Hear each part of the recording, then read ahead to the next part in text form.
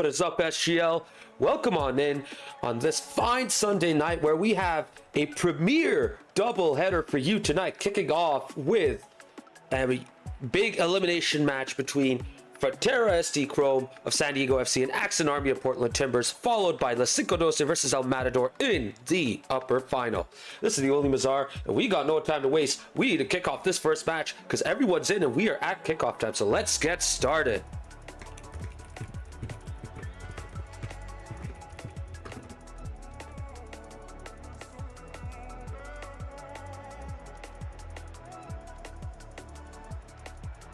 Just making sure everyone's in, and then we will get going.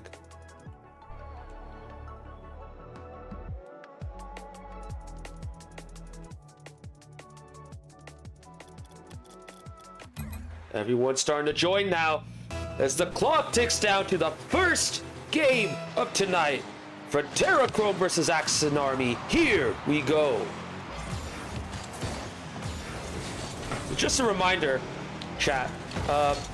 The Portland Timbers team is now one big team comprised of Axon Rose and Timbers Army players, which is why you see a starting three of Loyboy, AGD Delight, and Piglet. If you're wondering why AGD Delight's teaming up with two SGL Premier players, that's why. They're all in the same squad. Meanwhile, Frontera Chrome going with the familiar lineup of Chelsea Man, aka Larson, Fiery French Toast, and Mecky Ducky. Piglet GOAT indeed, Luis. I'm actually looking forward to seeing how big of a role Piglet will play here, especially with Axon Rose player AG Delight involved in this game one. Nice save, by the way, from AG Delight. What a pre-jump that was. Great read covering the net. He might have been inspired by some great defending from Championship Sunday today from the Paris Major. What a start from him. But Axon Rose are on the back foot. Double there from Chelsea Man. No resistance at all. All the time and space to execute this nice and smooth. Piglet missing. AG Delight going for a 50. Just out of position. And Frontera Chrome take the lead.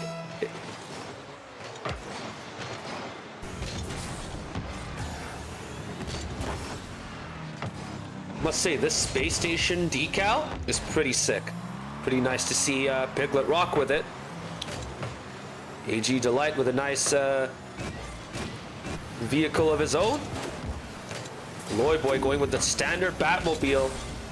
Probably a lighthearted jab at Ducky for not playing with the Batmobile. Mecky Ducky choosing to go with the more conventional Fennec tonight.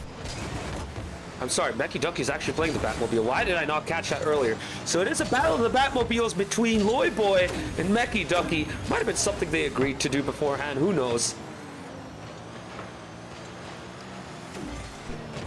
But right now, Frontera Chrome have all control of this game so far. Axon Army have had a couple of good 4s4, but no real good chances created until now. Loyboy looking for the shot. Good 50 right there. The ball gets taken away. Great 50 by Piglet. But Chelsea Man is there to follow up and boom it to the other end. Fiery French Show following up off of the post. Should have been 2-0. He's probably going to be annoyed that he missed that. But Frontera Chrome have done very well to recycle possession and bring it forward. Chelsea Man booming it up yet again. Following it up with a pass off the backboard. Is there any taker? No, Mecky Ducky comes in late off of the crossbar. And Fiery French Toast gets in on the goal scoring.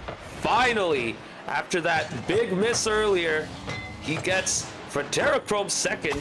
Axon Army just second bested throughout that sequence. They have a whole lot of work to do to catch up. They might need a lucky break to get back into this, but so far, it's the San Diego boys who are on top. Trying to catch up with the chat real quick. Trashloon bringing up the Takumi. Hey, I'm amazed you guys actually committed to the Takumi like that. Takumi's not a bad vehicle, but most people don't even think about trying it nowadays. Lest we forget, it was one of the first DLCs from Psyonix. for Rocket League. AA aren't doing too bad with this being their first time together. Yeah, they haven't been really, you know, that disjointed. They've actually worked pretty well together. I think they might play a bunch of games with and against each other, which probably explains it. AGD Delight also looks pretty good with better teammates too. Like, he feels like he can play a bigger part now. Getting some nice touches, getting into good positions, rotating well with his teammates as well. Only problem is this Frontera Chrome side is just way too fast at the moment. Getting to the loose balls way before anyone from Axon Army can. And there's the third, the demo leaving the open net at the back. Just goes from bad to worse for the Portland Timbers boys. Piglet diving nowhere near the ball. And Chelsea man gets his second. And Frontera Chrome's third with less than a minute remaining. Frontera Chrome are looking to lock in game one.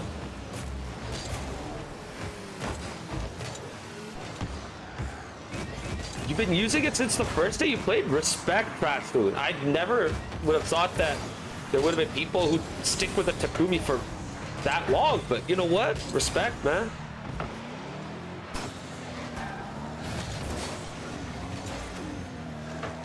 We used to have Toad Death, who would play for the Seattle teams, one of the Seattle teams in Emerald City RC.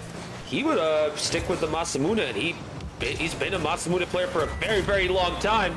Speaking of unconventional vehicles, Meki Ducky showing off with the Batmobile. Great first touch, nice second touch to take control, and great job scooping it up and then getting that carry fast enough to beat the keeper. 4-0, and it's all over in this game for Axon Army. They needed some warm-up. They probably got it right here, but they have to play catch-up now for the rest of this match. Frontera Chrome are really starting to send a strong message here, a message of intent that no matter who they face in this Axon Army side, even if it's all Axon Rose players, they're not going to hold back. They're going to go hard in the paint, and they're going to want to make sure they get to the lower semifinals. No goals for Axon Army in this game. I don't know if this is going to be their only trio for this match, or if they're going to make substitutions, but they do have a massive roster, which will give them a chance to make some changes if needed. We need a Scarab player in this league. Boy, Trash Loon, do I have some news for you. We actually do have a Scarab player. He plays for Axon Army, actually. I don't know if he's around right now, but if he turns up, you'll see him playing in the Scarab for sure.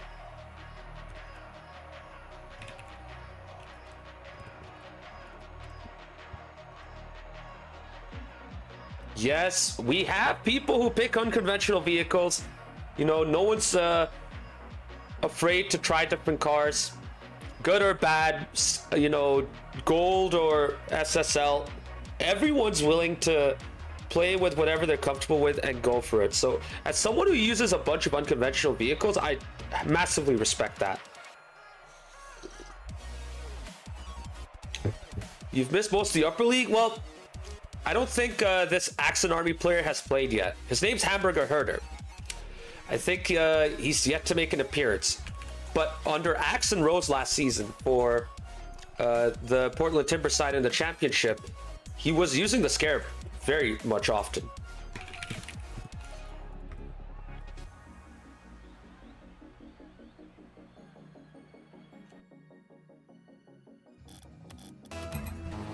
Ooh, right on cue. Game 2 kicking off at Sovereign Heights. Here we go. I mentioned this a few streams ago, but I'm really happy that Sovereign Heights is now a part of the RLCS map rotation. One of my favorite maps in the game. And really love that sun setting aesthetic as well at the background. But right now, it's all about the action on this grass field. Fiery French Toast taking advantage of a great Chelsea man pass to the middle. Nobody back for Axon Army. Everyone pushed up right there. And it's 1-0 to the San Diego boys after 15 seconds.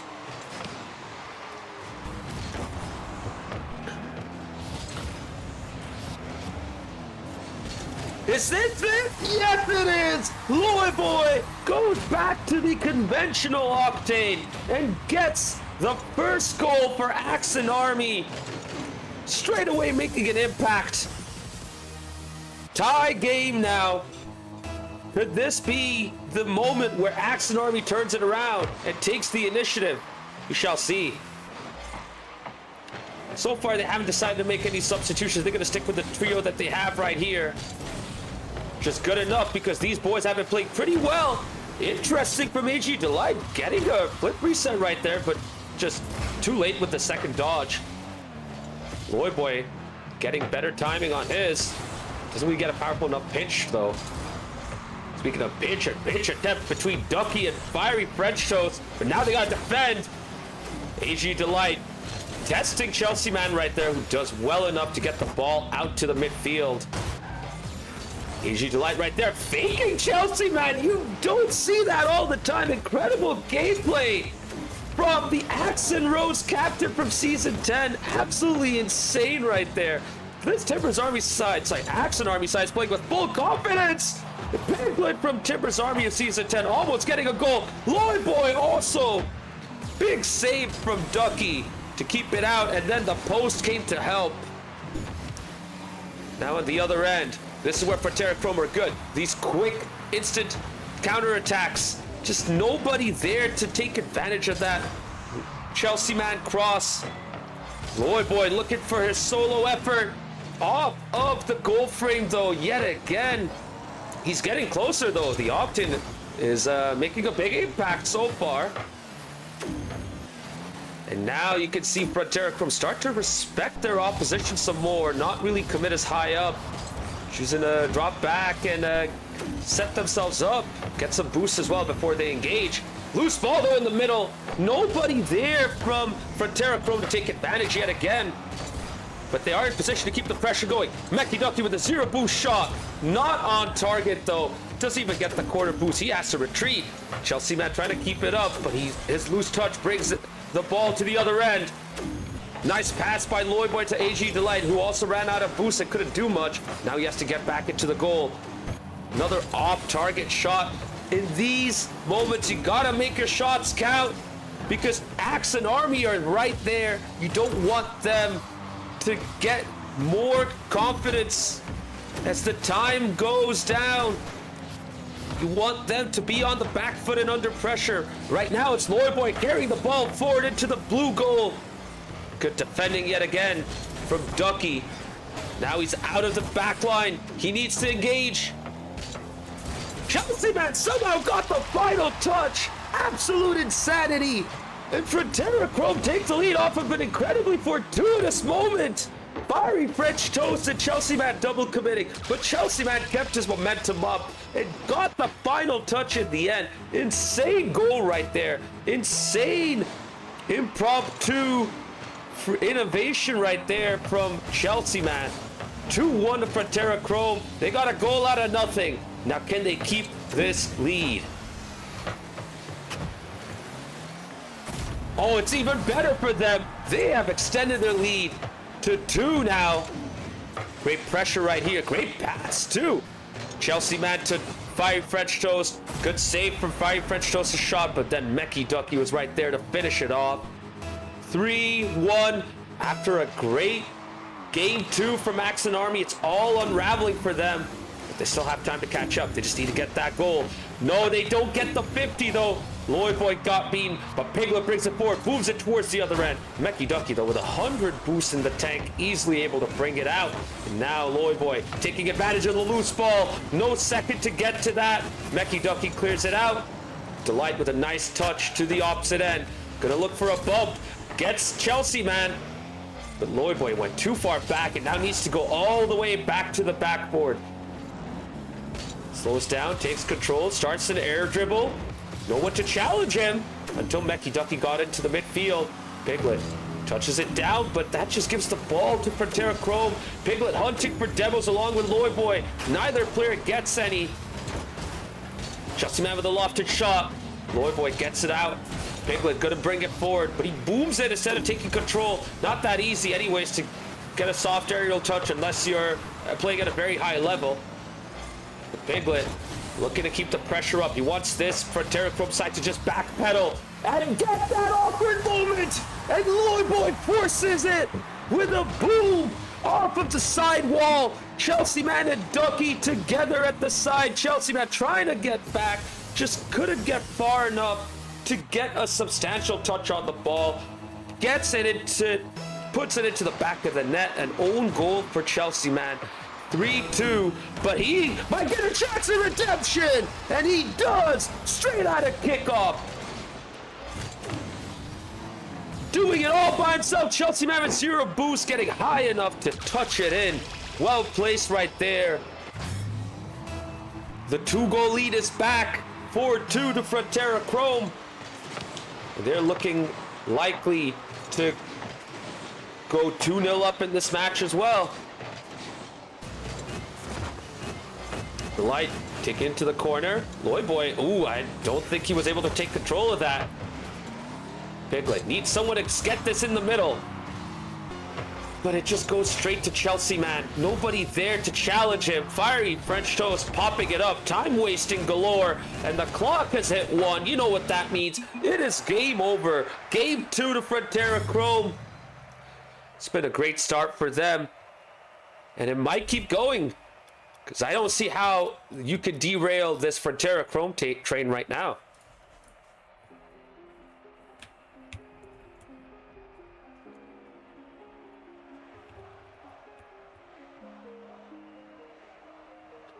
Yo, Skyline, thank you very much for the 100 bits and the Prime subscription.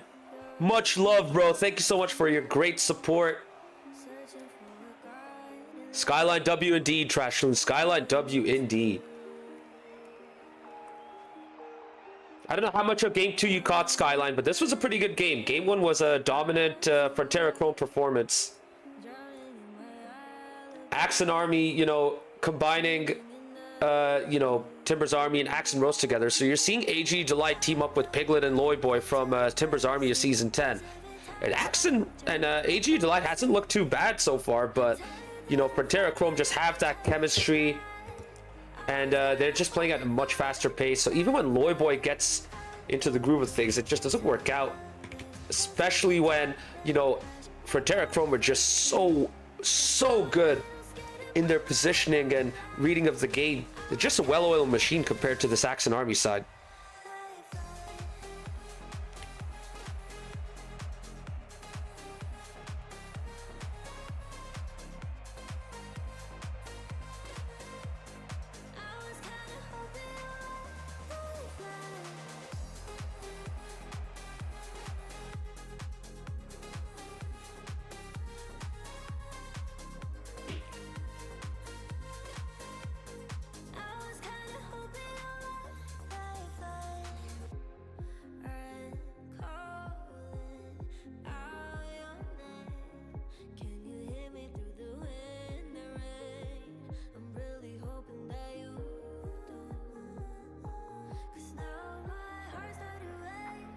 Apologies, chat. We're having a bit of a delay because Rocket League said, nope, we're going to break down your private lobby, so I'm going to have to make a brand new one. So give us a bit before we get started with Game 3.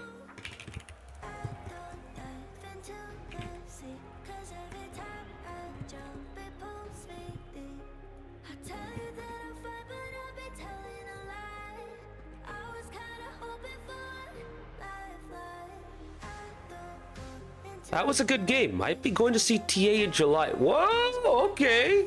Wait, Skyline, are you going to Portland to see the Timbers, or are you going to be watching them come to Frisco? UE6 got to fix that, right? I don't know if that's necessarily an engine issue because they haven't had these kind of problems with their private lobbies. This might just be outside of their control, actually. It might, because I think they don't necessarily host their own servers. They also have a deal with a cloud company, so they get their service from them. And if they terminate a server, You know, or if a server becomes unavailable from a set cloud service, then they have to break the lobby. Oh, you're going to Oregon for that July 22nd match, eh? Oh, sick, Skyline. Heck yeah. Yo, get some pictures as well, bro. I'd love to see that.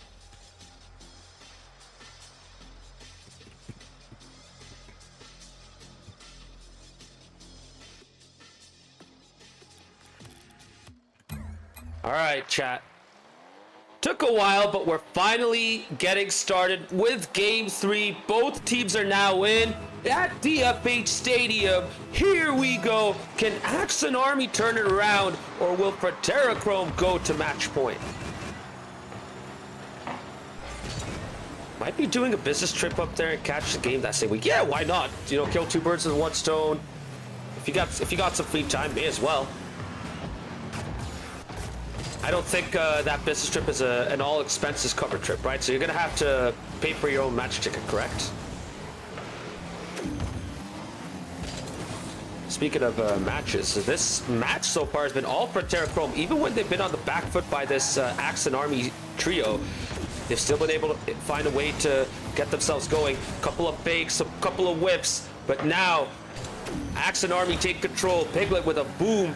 This has been the theme from Axon Army. A lot of these booms from pretty much everyone, and if there's anyone taking control and bringing it forward with a dribble, it's Loyboy. So far, it's kind of worked out for them. Although I think it has made them a bit more predictable, and that predictability has come to haunt them, because Frontera Chrome took it from back to front. Once again, Chelsea, man, the menace for this Axon Army side. An unfortunate touch with the ball just skimming over that cart going into the back of the net. I couldn't tell if it was, because everyone's using a Fennec right now. I don't know whose Fennec it was. It's an unfortunate start for Axon Army. Could have been two, but Piglet with an incredible save coming off of the crossbar. When you come off the crossbar, one of your wheels goes off that surface, you know, your car loses all control. So Piglet did very well to keep that in check. French just had to get his own save. Nice second touch there from Loyboy. Popped up. Piglet looking for the bump. Delight diving in. Chelsea, man, at the right place at the right time to make the save. But Frontera Chrome are on the back foot right now. Fiery French shows an awkward moment. Chelsea, man, with zero boost has to engage. Piglet gets the touch, but that gives time to Ducky, who passes it to the middle to nobody. Loyboy takes over. Chelsea, man, that's it. Loyboy! Fiery French shows getting a great save thanks to its great positioning. And now Frontera Chrome with the counterattack. Mecky Ducky looking for the double. Loyboy getting his intervention in. Mecky Ducky couldn't get the dunk. Follow-up shots galore. Axon Army, hold on. Mecky Ducky keeps it going. Beats two with his reset. And Fiery French Toast capitalizes on that incredible work by Mecky Ducky. Look at that. Beating two. AG Delight diving in. Loyboy missing. Piglet had no chance right there once Fiery French Toast got into position. 2-0 to Frontera Chrome with 2 minutes 52 seconds left. And just like game one, Frontera Chrome are starting to run away with it.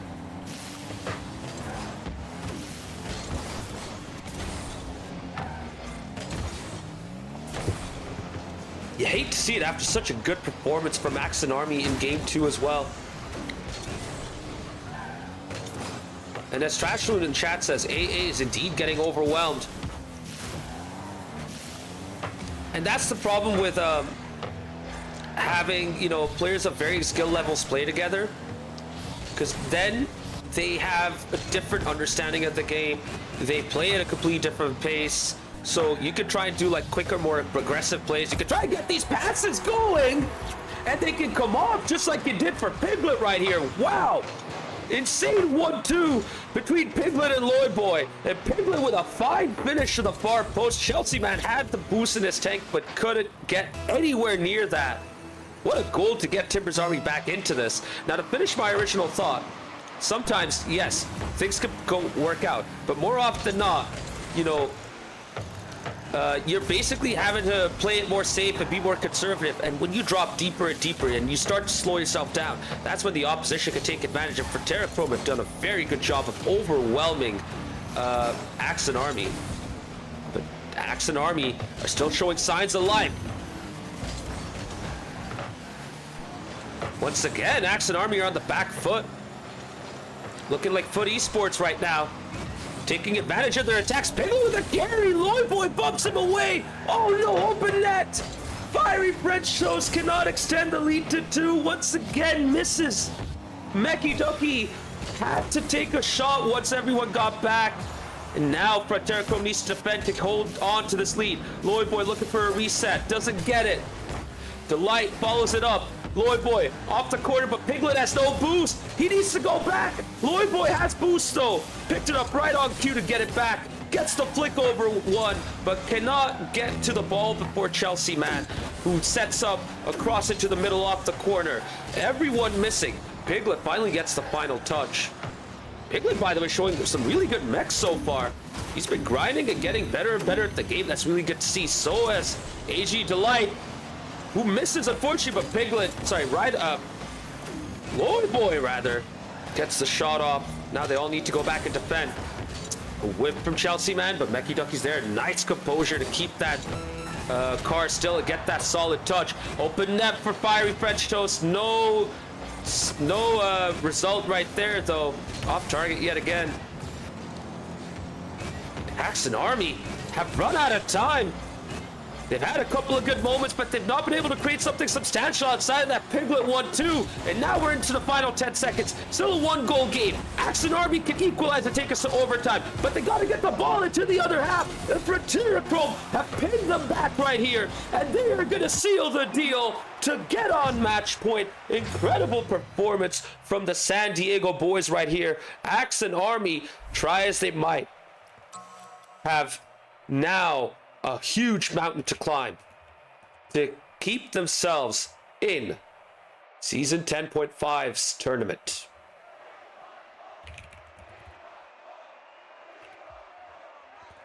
Now, as a reminder, because this is the lower quarterfinal, the loser does not get eliminated. In fact, the loser is going to be playing in the 5th to 6th place match, which will be happening against the other loser of the other lower quarterfinal match.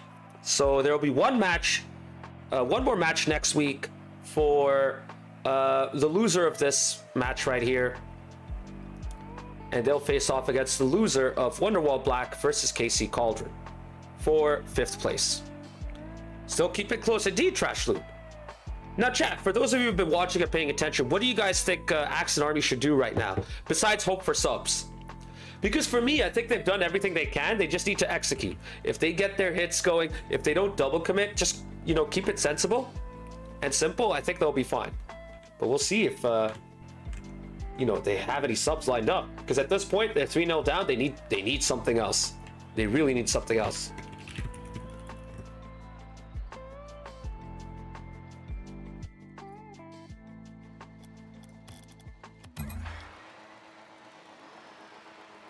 And here we go, Game 4 kicking off in the Stadio Vita.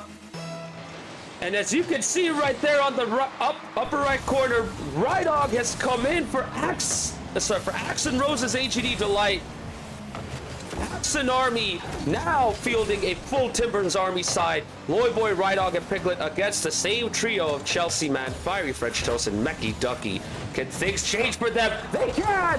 Powerful shot from Loyboy. A huge bump on Meki Ducky, who was the savior for Frontera Chrome, but nobody could take advantage afterwards, and it's still 0-0. But Loyboy following it up, gets the bump just as the ball was floating into the net, and Loyboy gives Axon Army their first lead of this match.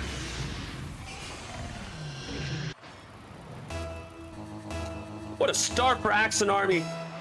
Now that Rydog's in, they can start playing at a much faster pace. They can be way more aggressive. They can start looking like the Timbers Army of Season 10 that won the league and troubled so many throughout that campaign. Frontera Chrome, meanwhile, already up there in front of the orange net. Meki Ducky getting a huge 50 off of 2 players, but Rydog is a benefactor. Chelsea Man getting chased by Piglet. Piglet does well to steal the corner boost, but Chelsea Man gets the ball and brings it forward. Loyboy with a pop-up. Fiery French Toast gets to the ball, gets the 50, and now Frontera Chrome have a good situation right here. Chelsea man going for an insane sidewall jump attempt. Couldn't get to the ball though, and now Lloyd Boy doing what Frontera Chrome does so well, bringing the ball from back to front, open net at his mercy, and he gets his at Axon Army second. They are now 2-0 up.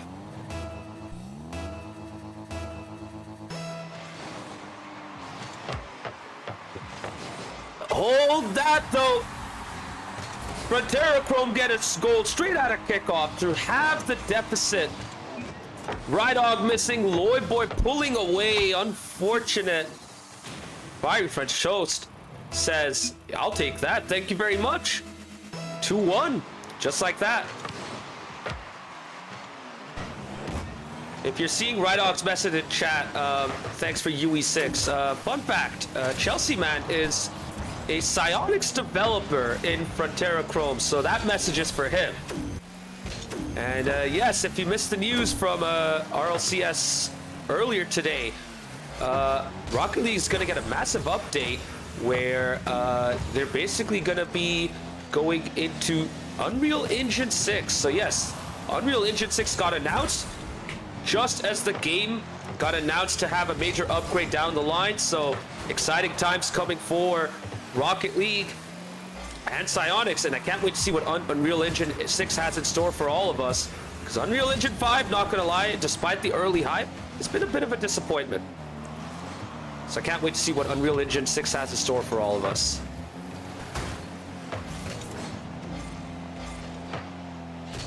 Oh, good pass right there from Chelsea man to Fiery French Toast. Good save though. Keep that ball out of the net. But now they need to get the ball out of the goal mouth. Finally do. Piglet and Rydog going for it. Piglet flipping towards the ball. Gets a substantial hit. Not on target. Frontera Chrome are on the back foot right now. A lot of time for them to get back still. But this is the first time we're seeing them really struggle to impose themselves, as it's this Axon Army trio that has taken over and taken control of the pace of this game. Big pop-up by Lloyd Boy. Nobody there to engage with him. Lloyd Boy's going to look for a second touch. Rydog has to intercept, but he gets demoed. Lloyd Boy gets the touch towards Piglet. And the ball goes towards Rydog, who spawned at the right corner. He didn't need to pick that side. The game picked it for him, but in a future update, yes, you will be able to pick the side that you spawn in as well. Big W in the chat for Psionics devs for removing another element of RNG and making this even more skill-based. Delight, good to see you in chat, by the way. Your performance, I've been amazed at how much you've improved, by the way. And I was so happy to see you play with Piglet and Lloyd Boy, because it feels like they got the best out of you as well. So I'm hoping we get to see more of you next week, whether that's for the Lord's semi-final match or the 5th place match. And I mean it too, Delight. You definitely got so much better. And right now, Axon Rose looking way better than they did the first 3 games. Frontera Chrome pinned back right here. Doing great at the back, but they need to go forward. We are in the final 40 seconds. Rydog looking for an audacious angle. Trying to play like Zen did for Vitality. Nice fake there by Chelsea man. Couldn't beat Rydog though. The ball is going back in front of the blue goal mouth. Awkward backflip. Uh-oh. Lloyd Boy comes in and seals the deal, hopefully, for Axon Army. Huge third goal with 24 seconds remaining. 71 miles per hour, 114 kilometers per hour. Courtesy of Alan's BangersOnly.com radar gun. And Axon Army looks set to get their first game in the bag for this match and keep this match going, unless Frontera Chrome can spring a comeback. They needed a goal right at that instant to have any hope of coming back. Now the clock is against them. The ball floating like that is not going to be in their favor, and the ball entering the blue half means it is game over. Axon Army are on the board. They needed this. And it's the Timbers Army trio from Season 10 who get the win for Axon Army.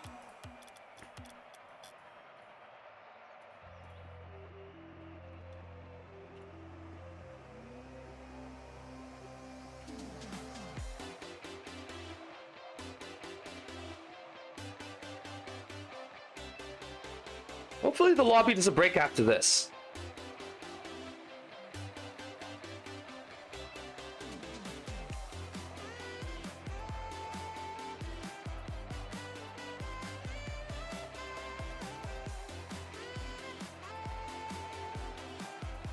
Right on, good to see you in chat, bro. Did you get any time to like settle in after you coming back from the airport, or did you just hop onto the game straight away?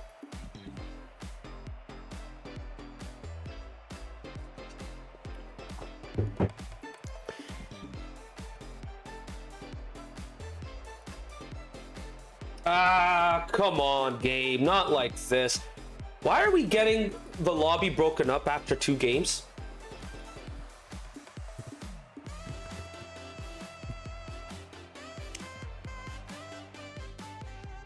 Anyways, back to making a brand new lobby.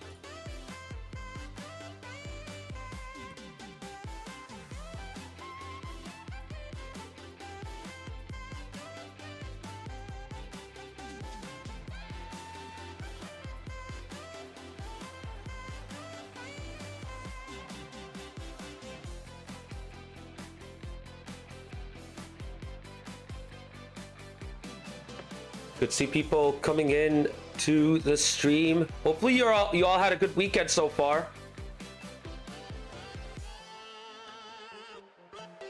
For those of you who are coming in for the first time, just a quick heads up. This is a mini season. We're not having a longer season like we would in the past because the World Cup is just around the corner.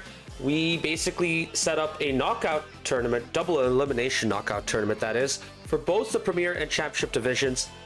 So right now we're playing the lower quarterfinal, which means whoever loses is knocked out, but that doesn't mean their season will end, because next week they'll be playing in the 5th place match against the loser of the other lower quarterfinal match, which will be played tomorrow night.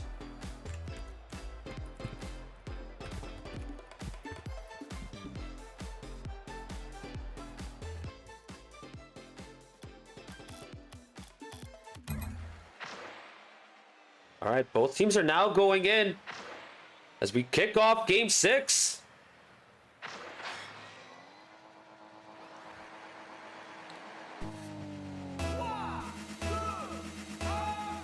And that countdown means it's kickoff. Here we go. Axon Army on the board after that big Game 4 win. Can they keep this going? Or will Frontera seal the deal right here? This looks like a really good start for Axon Army. No! And Lloyd Boy does it yet again. And this time, he brings out a magical move, winning the 50 against 2 Frontera Chrome players, and still having the momentum to keep his Fennec up in the air and get that final touch into the open net. What a start for Axon Army. They're up 1-0.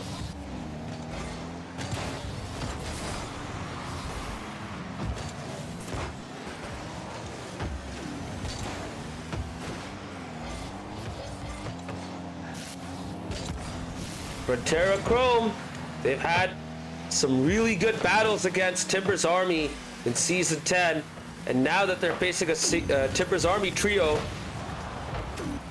they have really struggled to impose themselves, and they've been second bested as well, despite having some good chances like they did just there. Chelsea man getting denied by a goal line save from Rydog. Now they're out of boost as well. The whole team is boost starved. Lloyd Boy pushing it forward, looking for a high double, but Chelsea man read that and took it away. Now brings it forward for a quick counterattack for Rydog and Piglet combined to pinch that out into the midfield. Chelsea man doesn't have any boost. He got harassed. Fiery French Toast looking for Chelsea man to keep this attack going. The ball is loose yet again, and Axon Army take control. Rydog looking for a shot off target, but he has come in and made an instant impact for this Axon Army side. Frontera Chrome, I don't think they have any subs lined up, so they have to change their own game to adapt to this Axon Army trio.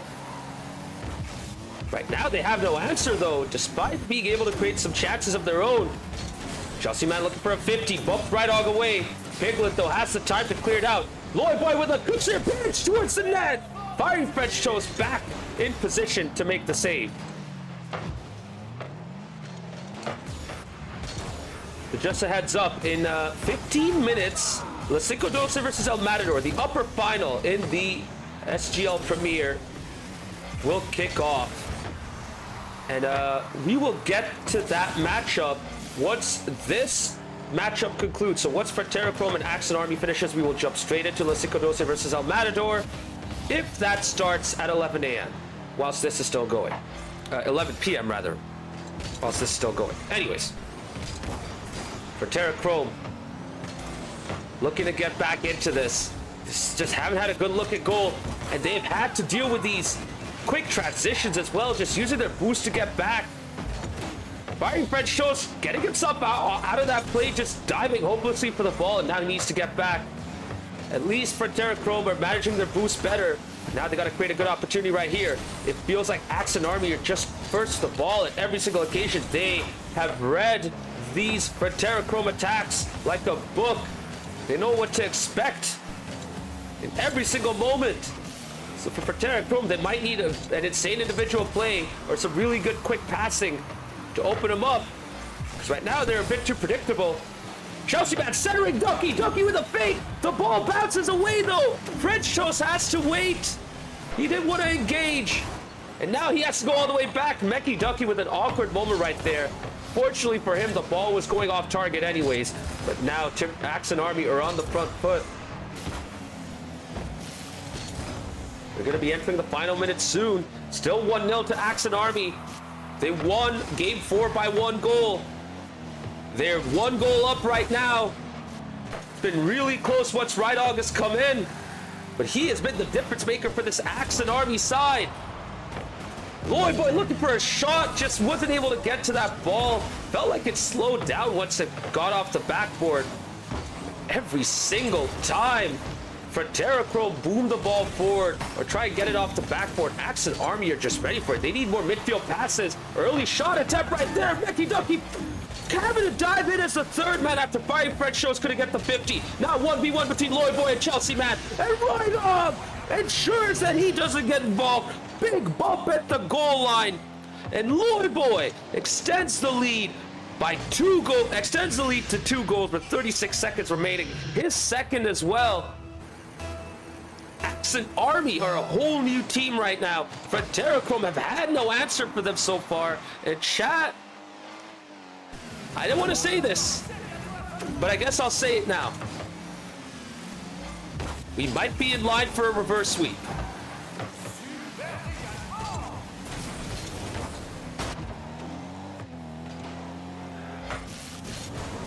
Oh, Lloyd Boy hunting for a hat trick. Couldn't get a clean shot off though. Mecky Ducky was there in front of him anyways. Mecky Ducky with 0 boost. Trying to control the ball.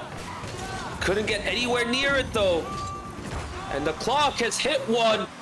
Axon Army looking down the barrel after game 3 have now sprung up to life. 2 wins in a row now. They're well and truly back in this matchup. And we are going to be going to game 6 at Neo Tokyo.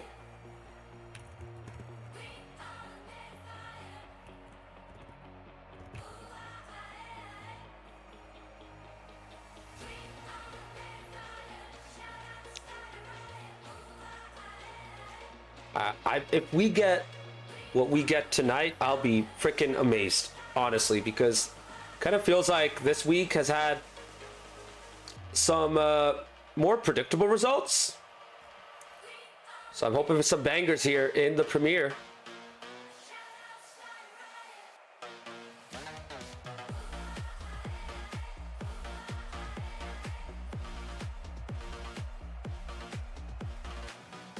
Thank you very much, Trash Moon. I don't do this too often for a reason, because I want to make sure I focus on everything else as well. But you know what? I'm having fun right now so far. Helps when you have an entertaining match like this. Some really good gameplay, great improvements as well. And now Game 6 in Neo Tokyo. This feels like a huge turning point moment. And Frontera Chrome respond with a kickoff set piece. Meki Ducky couldn't get a touch, but that was a really good idea. And now they all need to defend. Lloyd Boy must see double! You don't give Lloyd Boy that much time, or he will do that to you! Lloyd Boy with a piece of magic yet again! 67 miles per hour, 107 kilometers per hour, courtesy of AlensBangersOnly.com radar gun. And when Lloyd Boy gets the first, Timber's Army win. I say Timber's Army, yes they do win, but Axe and Army also win. Absolute insanity right here from Lloyd Boy. Frontera Chrome getting punished for giving him all that time and space, but now it's a chance not to get the equalizer. Off target, Lloyd Boy off of the post as well. Oh my goodness, that was so close. Right on follow-up shot off target. Oh man, Game 6 has started off hot. And Axe and Army, they've talked about looking to have fun, not really worrying about winning it all this mini season, wanting to give everyone time, but they are all business right here. With Piglet, Rydog, and Lloyd Boy, they are looking for the win, and Lloyd Boy gets the second. Another quick counterattack from the back. Rydog putting it out to Lloyd Boy, who taps it in.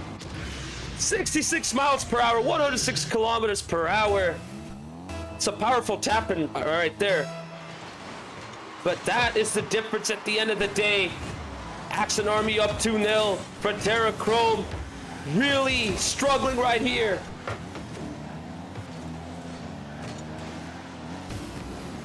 They need a goal right now. They get the chance. Another big save, this time from Rydog. Meki Ducky having a really awkward moment right there. Couldn't get the couldn't get the aerial playoff. Has to backpedal because he ran out of boost. Chelsea man playing a back pass to Ducky, but he gets stumped by Lloyd Boy. French Toast has to get there, get involved. Gets the final touch away from Rydog.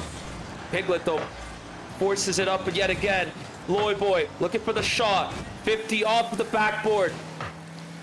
Lloyd Boy popping it up. Piglet couldn't get to that. But everyone is now going back. Axe and Army are set defensively yet again. A double! I say a double, I meant a backboard pass from Chelsea, man. And Meki Ducky powers it in. 67 miles per hour, 107 kilometers per hour, courtesy of AlensBangersOnly.com radar gun. If you're wondering why I keep bringing this up, it's my tribute to one Alan Pandering Wu, formerly of NYC12, who represented the New York City FC fan base. Now that is an old SGL head right there. Used to commentate all the time, and he was a very special commentator for SGL, and that's my tribute to him. So Alan, if you're still around, we love you, we miss you, bro. We'd love to have you get involved with SGL yet again. And Axe and Army looking to get the 2-goal lead back. Good save right there off of the defensive transition. Balloon Boy does it yet again. The first touch gets the second. Didn't need flip resets. All he needed were 3 touches to beat all the players and tap it in. 3-1. It's all Lloyd Boy at the moment. Once Rydog came in, he woke up, and now he means business. We are set for a potential reverse sweep right here. Frontera Chrome needs to finish it right now. And they do get a goal back. At least they found their shooting boots. Loose touch by Rydog. Piglet cannot make it. Chelsea, man, getting it off of the right wall. 3-2 to Axe and Army. 2 minutes, 15 seconds remaining. This has been a back and forth affair with everything going on. Mistakes, punishes, solo plays, team plays, great defending. You name it. What a game.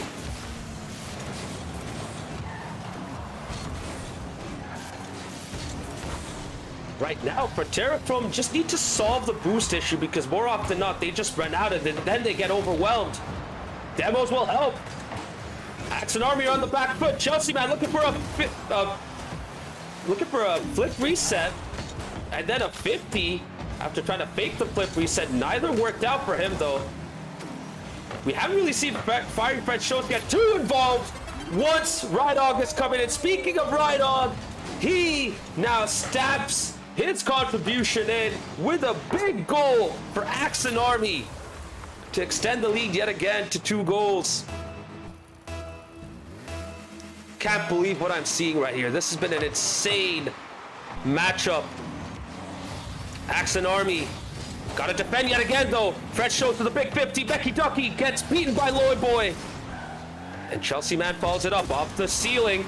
Great defending yet again. Piglet saw that coming, looking for a 50 yet again on French Shows, who doesn't even have much boost. This is where Frontera Chrome have really struggled. They need to do better at getting their boost, but they take advantage of the demo. No third man. Rydog was eliminated. Well, Rydog came up with Piglet anyways. Lloyd Boy was at the flank, so it was more of a mistake from Axe and Army right there. Frontera Chrome reduced the deficit to 1 yet again. But now with 69 seconds remaining, can they get the equalizer? Every single time they've had this moment, they've conceded a goal! And it's happened yet again! Rydog gets his second. He's having a massive Game 6 right here. Great kickoff from Axe and Army. Rydog beating Mecky Ducky at the near post. Oh my goodness, what a game this has been from Axe and Army. Keeping Frontera Chrome at arm's length. But can they do it for 1 more minute? Frontera Chrome looking to get close yet again. Fiery French Shows a bit of a delay. Piglet gets invited to the ball, gets beaten. Lloyd Boy having to get that off the backboard, but the pressure remains for Frontera Chrome. Chelsea man slowing himself down, couldn't get to the ball. French Toast gets the corner boost. Lloyd Boy is out. He needs to recover now. French Toast carrying it to the other end. Oh my goodness, Becky Ducky misses. Uh-oh. Fiery French Toast, though, just enough to keep it away from the blue net. But Axe and Army, rather, keep the pressure going. For Frontera Chrome, it might feel like they're just playing Timber's Army, but they take advantage of another defensive error from Axe and Army. Great pass by Fiery French Toast to Mecky Ducky, who had the open net at his mercy. 14 seconds remaining. 1 goal difference. Can Frontera Chrome get the equalizer? They've done it in the past. They have to make this kickoff count, and they don't. It's Lloyd Boy. Flip reset. Cannot beat French Toast.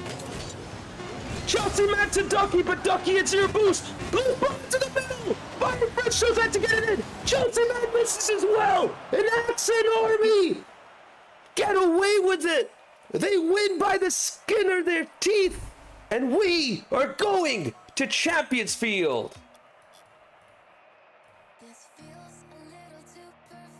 Cannot believe what I've seen right here, chat. Wow.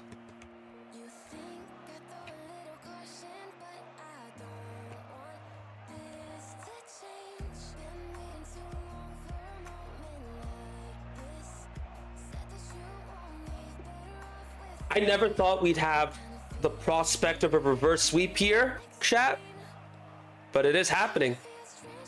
It's all thanks to the big 4 goal contributions from Lloyd Boy, as well as Rydog coming up with 2 goals and 1 assist himself. Rydog, the goal scorer here tonight, choosing to push up and engage in the attack. Yeah, Luis, they did goon, not as bad as in the past games because they were getting their goals, but man, this Axe and Army team have taken us to 7 now. Can go either way. Anything can happen once you're in Champions Field.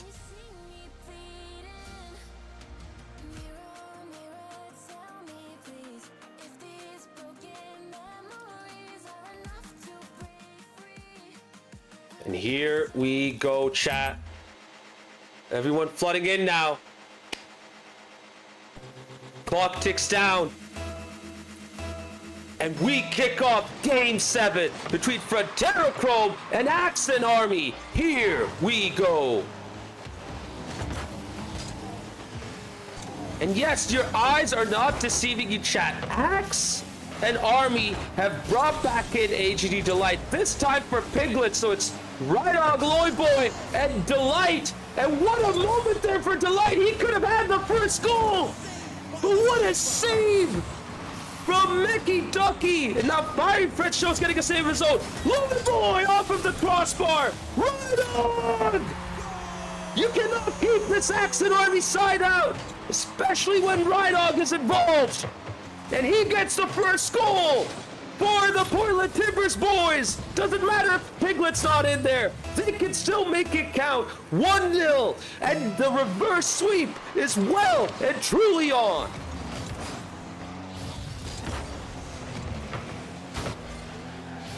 Cyberburn, good to see you in chat. I've been so hyped up right here. This match has been absolute cinema. Great first goal as well for Axon Army. Frontera Chrome need to regroup. Good pass out to Ducky. Looking for a solo effort. Cannot get one more touch after that second one. Now needs to reset. He has the boost. He needs to get a 50. Does off of Loyboy. Awkward front flip from Rydog, but he is back in defensive position. Trying to get it off the backboard. Delight with a great clearance to set up Loyboy on the counter. Loyboy looking for a double. Off target. And Chelsea man gets it out to Ducky.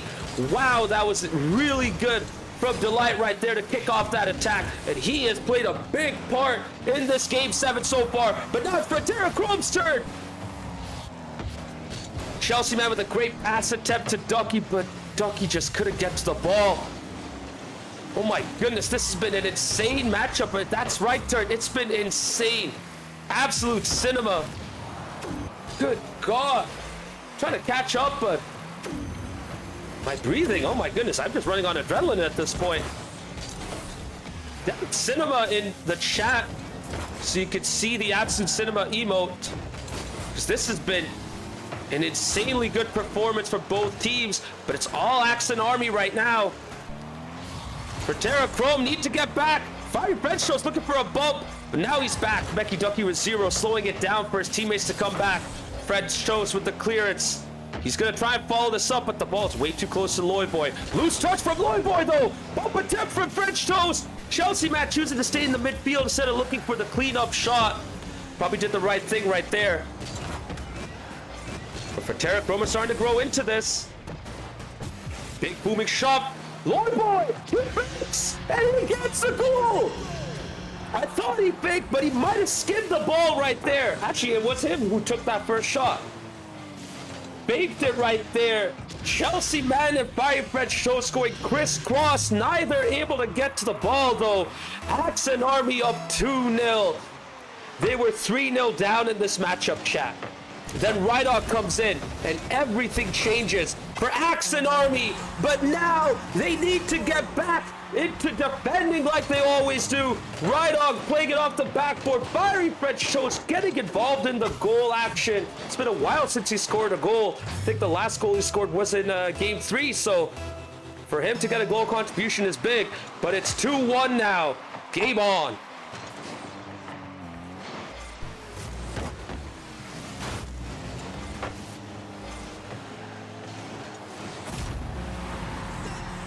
And Mickey Ducky gets the equalizer right on cue.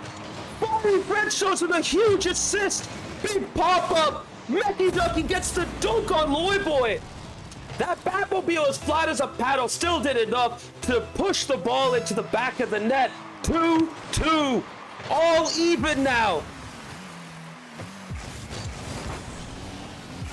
Now what can Axon Army do? Now what is AG Delight capable of? We shall see what they have cooking right here. Delight diving in just as Loyboy did. Delight looking for a dunk right there, but had to bail out. Now he's gonna go back. Mickey Ducky with a big flick off that Batmobile. Uh-oh, French Toast missed. Chelsea man has to get the ball. He does. French Toast needs to follow it up, but Rydog booms it forward. Ducky gets the key touch to get it away. Delight misses! Rydog also misses! That was the moment for Axon Army to take the lead yet again. Two big misses with the net at their mercy. And now, Frontera Chrome have some hope. They're starting to look more confident. They just gotta get that boost so that they can get their attacks going. Ducky with a huge boom. Delight all on its own. And Frontera Chrome take the lead for the first time since Game 3. And it's a massive boom from Mecky Ducky all the way from his own goal mouth. Delight tried as he could to get that save, but there was too much momentum on the ball. 1 minute remaining now. 3-2 to Frontera Chrome. Can they hold on and knock out Axon Army? Or can Axon Army take us to overtime and then some?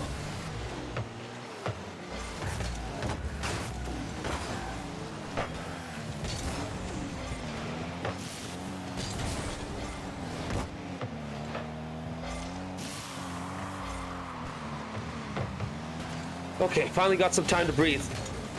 Double commit right there, but that helps Axon Army because the ball goes away from all the Frontera Chrome players. Still got to do some defending. Fiery French Toast does well with little boost to get that out to the midfield. Loy Boy with an awkward touch gets bumped away.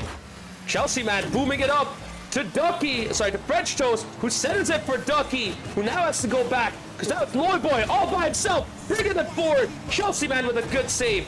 What is Rydog gonna do right here? He's gonna boom it to the backboard, but it's just way too slow. Gives Chelsea Man enough time to bring it forward. Loy Boy now, looking for the final shot. Rydog has the open net. He missed. Loy Boy gets the equalizer with 1 second remaining. The miss helped, because it took everyone out from Frontera Chrome. Loy Boy with the open net. Chat, you know what's coming next. Absolute cinema! Cannot believe what I've seen right here, chat. Cannot believe what I've seen. And now we are in overtime in Champions Field. Fiery French shows the flick up. Loy Boy has to get involved and make a save. He looking for the dog. He could not beat Loy Boy. He gets demoed though. Chelsea Man looking for a double off the corner, but he taps it to the other end. And Axon Army gets some time to breathe and a chance to counter with Loy Boy. Looking for the mushy flick and double. What a way to end this match. And it's Loy Boy delivering on the magic of play worthy of a massive highlight in RLCS itself. Loy Boy completes the reverse sweep. 4-3 in Game 7, 4-3 in this match. Frontera Chrome are out. All they can play for is 5th place now. Axon Army go into the lower semi-final. Oh.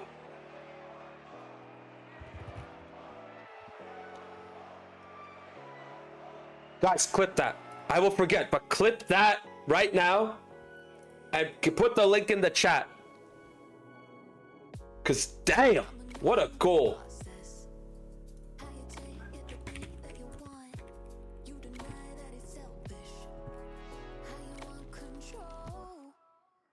Well, chat, you only have 1 second to breathe because we're going to be jumping straight into the other match now.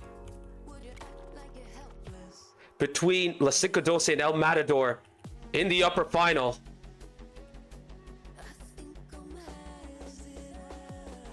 Oh, Loy Boy drove the lane and dunked, and then some, Luis, and then some. Oh my god. Nasty goal. Ay, ay, ay. Like, how do you top that? How do you top that? Seriously.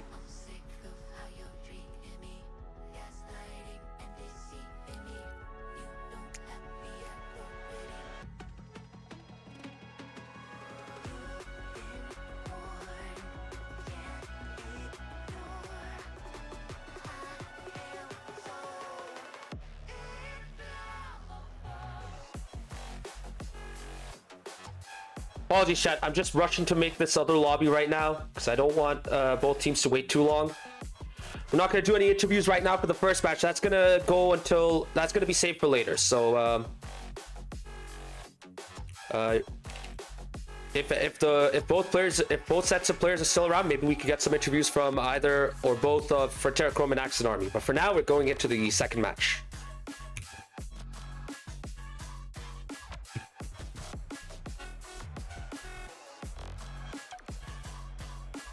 AG Delight, that absolutely was a goddamn delight, and you deserve a whole lot of credit for that Game 7 performance. You stepped up big. You were incredible there.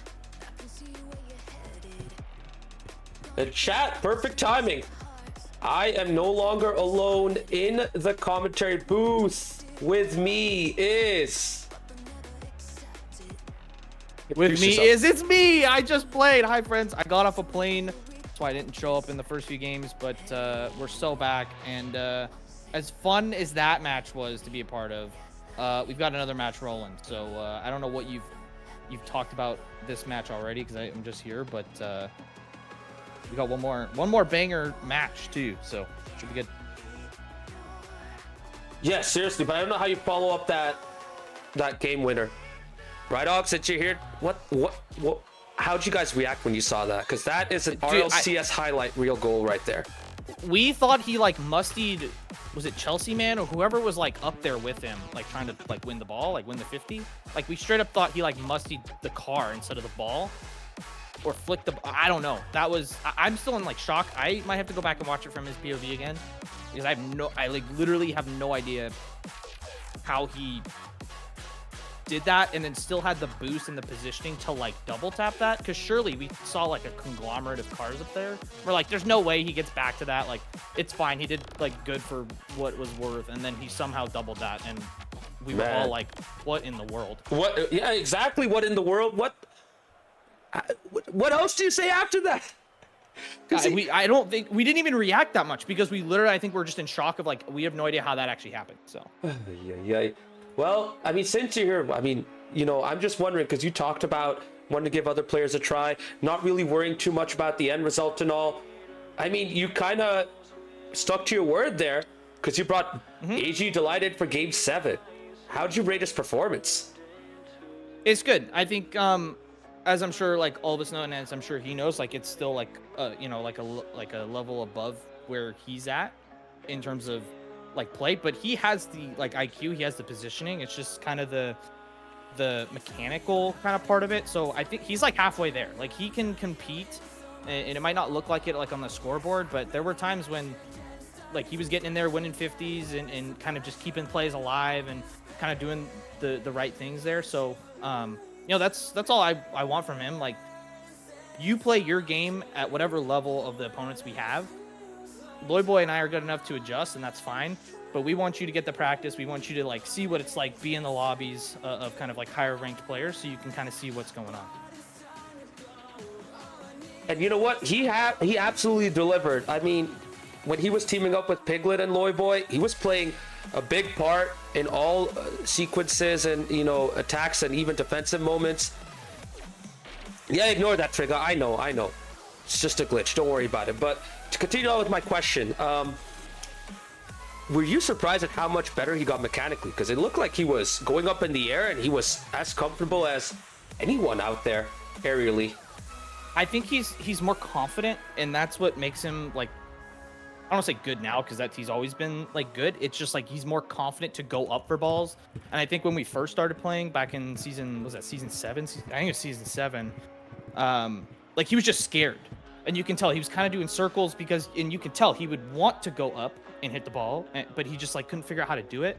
And he's played the game so much and grinded so much to where he's now confident enough to be able to jump for those and to potentially contest. I think the consistency, obviously, like we all do, needs some work, but like he once again, he's halfway there. He is jumping for the ball and he's in the right spots. Now he just needs to get the consistency to make contact and kind of, you know, win a 50 to where we need it as the team. And that just comes with time. And there you go. That wraps up our mini interview. We're going to jump right into this next match, the upper final between LaCinco12 of Austin FC and El Matador of FC Dallas, the Texas Derby right here in the upper final. Here we go.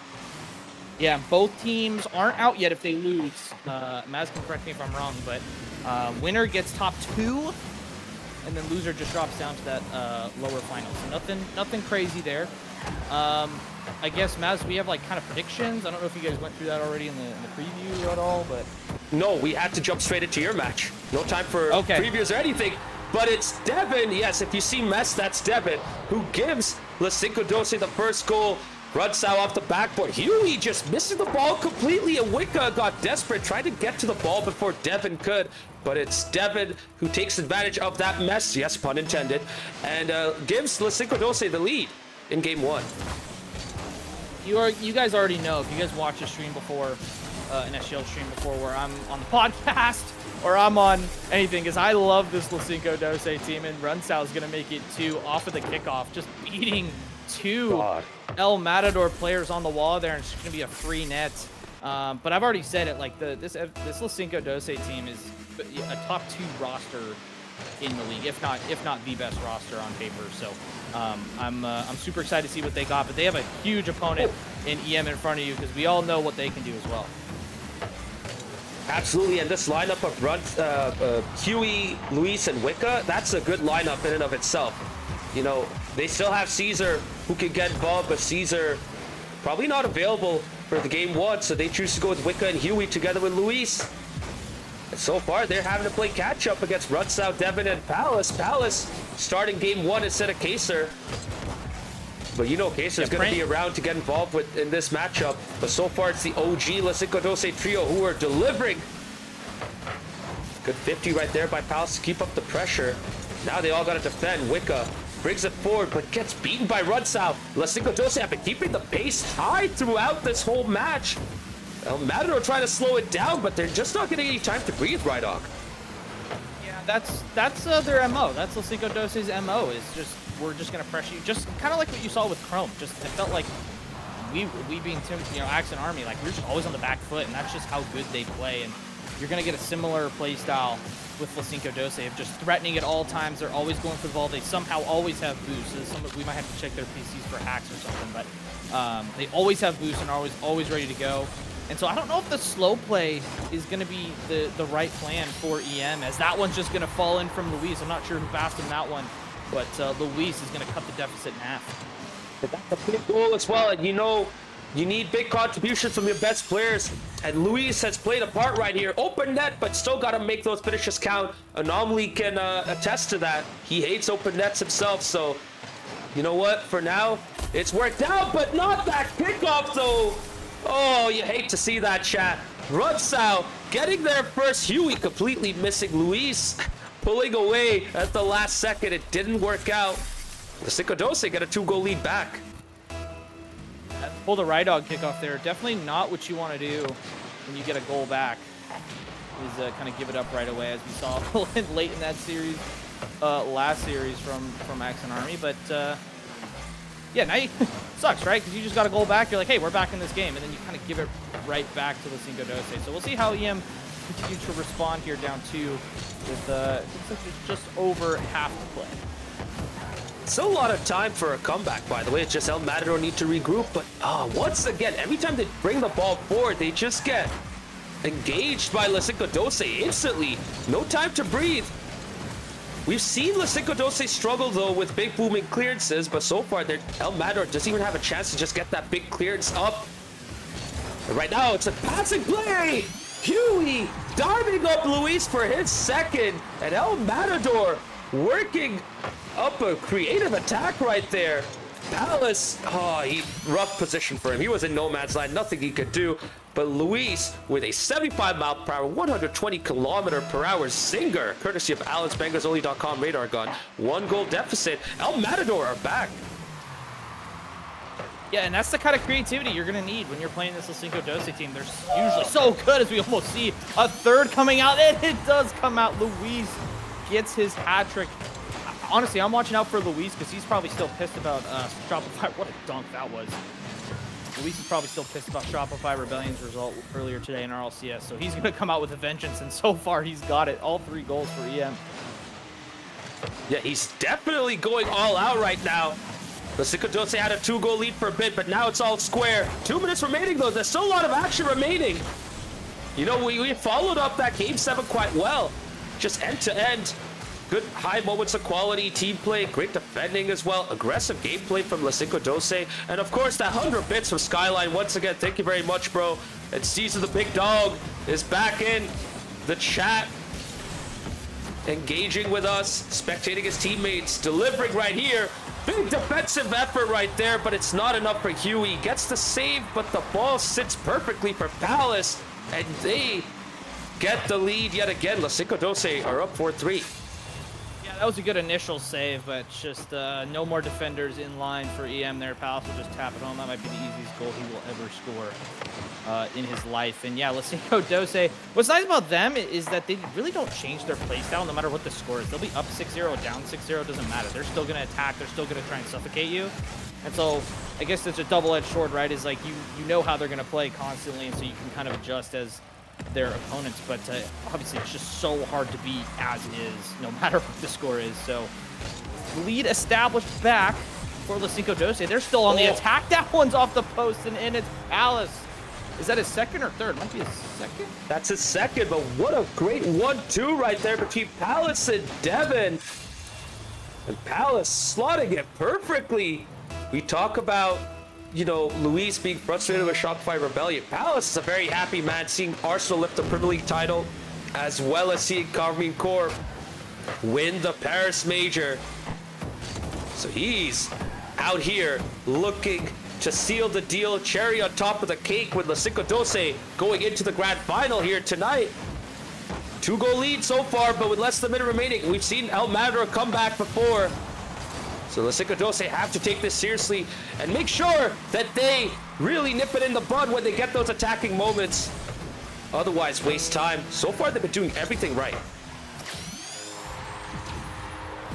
Yeah, so far so good, and Luis is gonna get one back here, so hold your horses. So far for game one, Luis, just the absolute storyline in this game one for EM, pulling a Loy Boy everywhere. Maybe Loy Boy pulled a Luis, maybe last series, but nonetheless, Luis putting the team on his back, and we're back to a 1-goal deficit. LaCinco12 5, Luis 4, with 15 seconds or thereabouts remaining. Can someone else from El Matador step up and get the equalizer? On target! Wicca getting a 2-touch play going, but he couldn't get that second touch. That was it for Luis and El Matador. But they have to keep the ball up now to keep this going. Wicca pops it up. Huey has a full tank of boost. Luis looking for a second touch towards the net. Couldn't get it. And as close as they got, it is LaCinco12 getting game one in the bag. What a victory for them to kick off this upper final. Yeah, what a great game. 9 goals between the two teams there in match number 1. And as I think this this scoreboard kind of tells you the story of game 1 so far, and maybe how these teams play. You see Luis with almost 750 plus points, but then you have all of LaCinco12 just doing everything across the board, right? They're kind of all within 100 points of each other. And that's just how they play, and they're so, like I said, they're so hard to play against. Credit to EM for putting 4 by him, but ultimately it wasn't enough. Absolutely, and 6 shots as well from Luis. So he was definitely the main attacking player for this El Matador team. We'll see if Caesar steps in, because this was a close game. Caesar might be a difference maker here if he, gets involved for game 2. But, there's still Kaser in and available for I hope LaCinco12. Kaser has internet. I hope Kaser has internet, man. I know that sometimes plagues him a little bit. So hopefully it's, hopefully he's just having a good life and living his good life. Unless he comes in. Obviously, we don't know. We don't know if he's subbed in or not. But I think with any LaCinco12 team, you could say the same thing for EM too. Like, you know what you're going to get. Like, Kaser comes in this lineup, and it's going to be the same thing. They're going to suffocate you. They're going to steal your boost. They're going to demo you. They're going to do all this stuff. And same with Caesar coming in. If he does end up coming in, it's going to be a similar player to Luis. Obviously, we know how good his mechanics are. And this series is going to be high flying. I'm surely this doesn't just go 4 games, right? Or 5 games. Hopefully we get a 6 or maybe see Champions Field. Yeah, but I'm not gonna get too greedy right here. I'm, Gonna just hope we get some entertaining games, and we had an absolutely entertaining game here in game one. LaCinco12 starting off strong, then El Matador getting back into it. That Luis Huey combo worked really well, by the way. We've seen Huey really step up this mini season, so would not be surprised if he gets to play a big part as the match progresses. And to be fair, I like the way Wicca plays too, and so it's unfortunate he just didn't have a lot of involvement in that game one. But we're gonna see the same lineups. No, we're gonna see Kaser coming in for Runsao as the only sub of game number 2. So we'll see. How, like I said, it shouldn't impact anything for LaCinco12 as they're gonna get on the score sheet first, and none other than the sub Kaser. I think he was just the last one to touch this. Surely Devin was the one that kind of powered this on. Well, Kaser got the final touch, but that was an insane goal line pinch right there to get the first goal for LaCinco12. El Matador, no Caesar available as of now, so they're sticking with the same trio. On the back foot yet again, though, have a lot of work to do to catch up right here.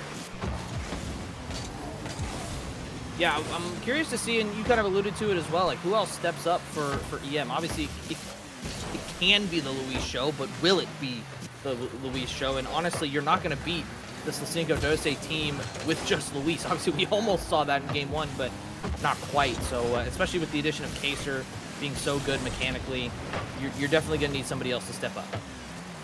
Oh, big time. And you know what? Kaser coming in for Runsao is a bit of a surprise, because typically Runsao is like Mr. Dependable for them, you know? They don't like to take him out, but this time they're going with Devin Palace and Kaser.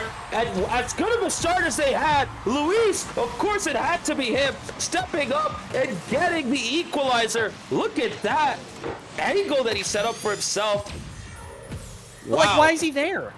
Like, why is he there? He's stealing boosts, and the ball just pops to him. That's just Luis, man. He's just kind of that player that just, you always got to, you know, move that right stick around. You never know where he's going to be. As we see a double reset from Kaser, not quite. Palace comes in. Not quite this time for LaCinco12. Here comes Mr. First Killer Lover again. Getting a ground pinch, but it's not going to go too far. Going to try and bump Kaser out of the way. Huey shot on target, but it's going to be saved away by none other than Kaser.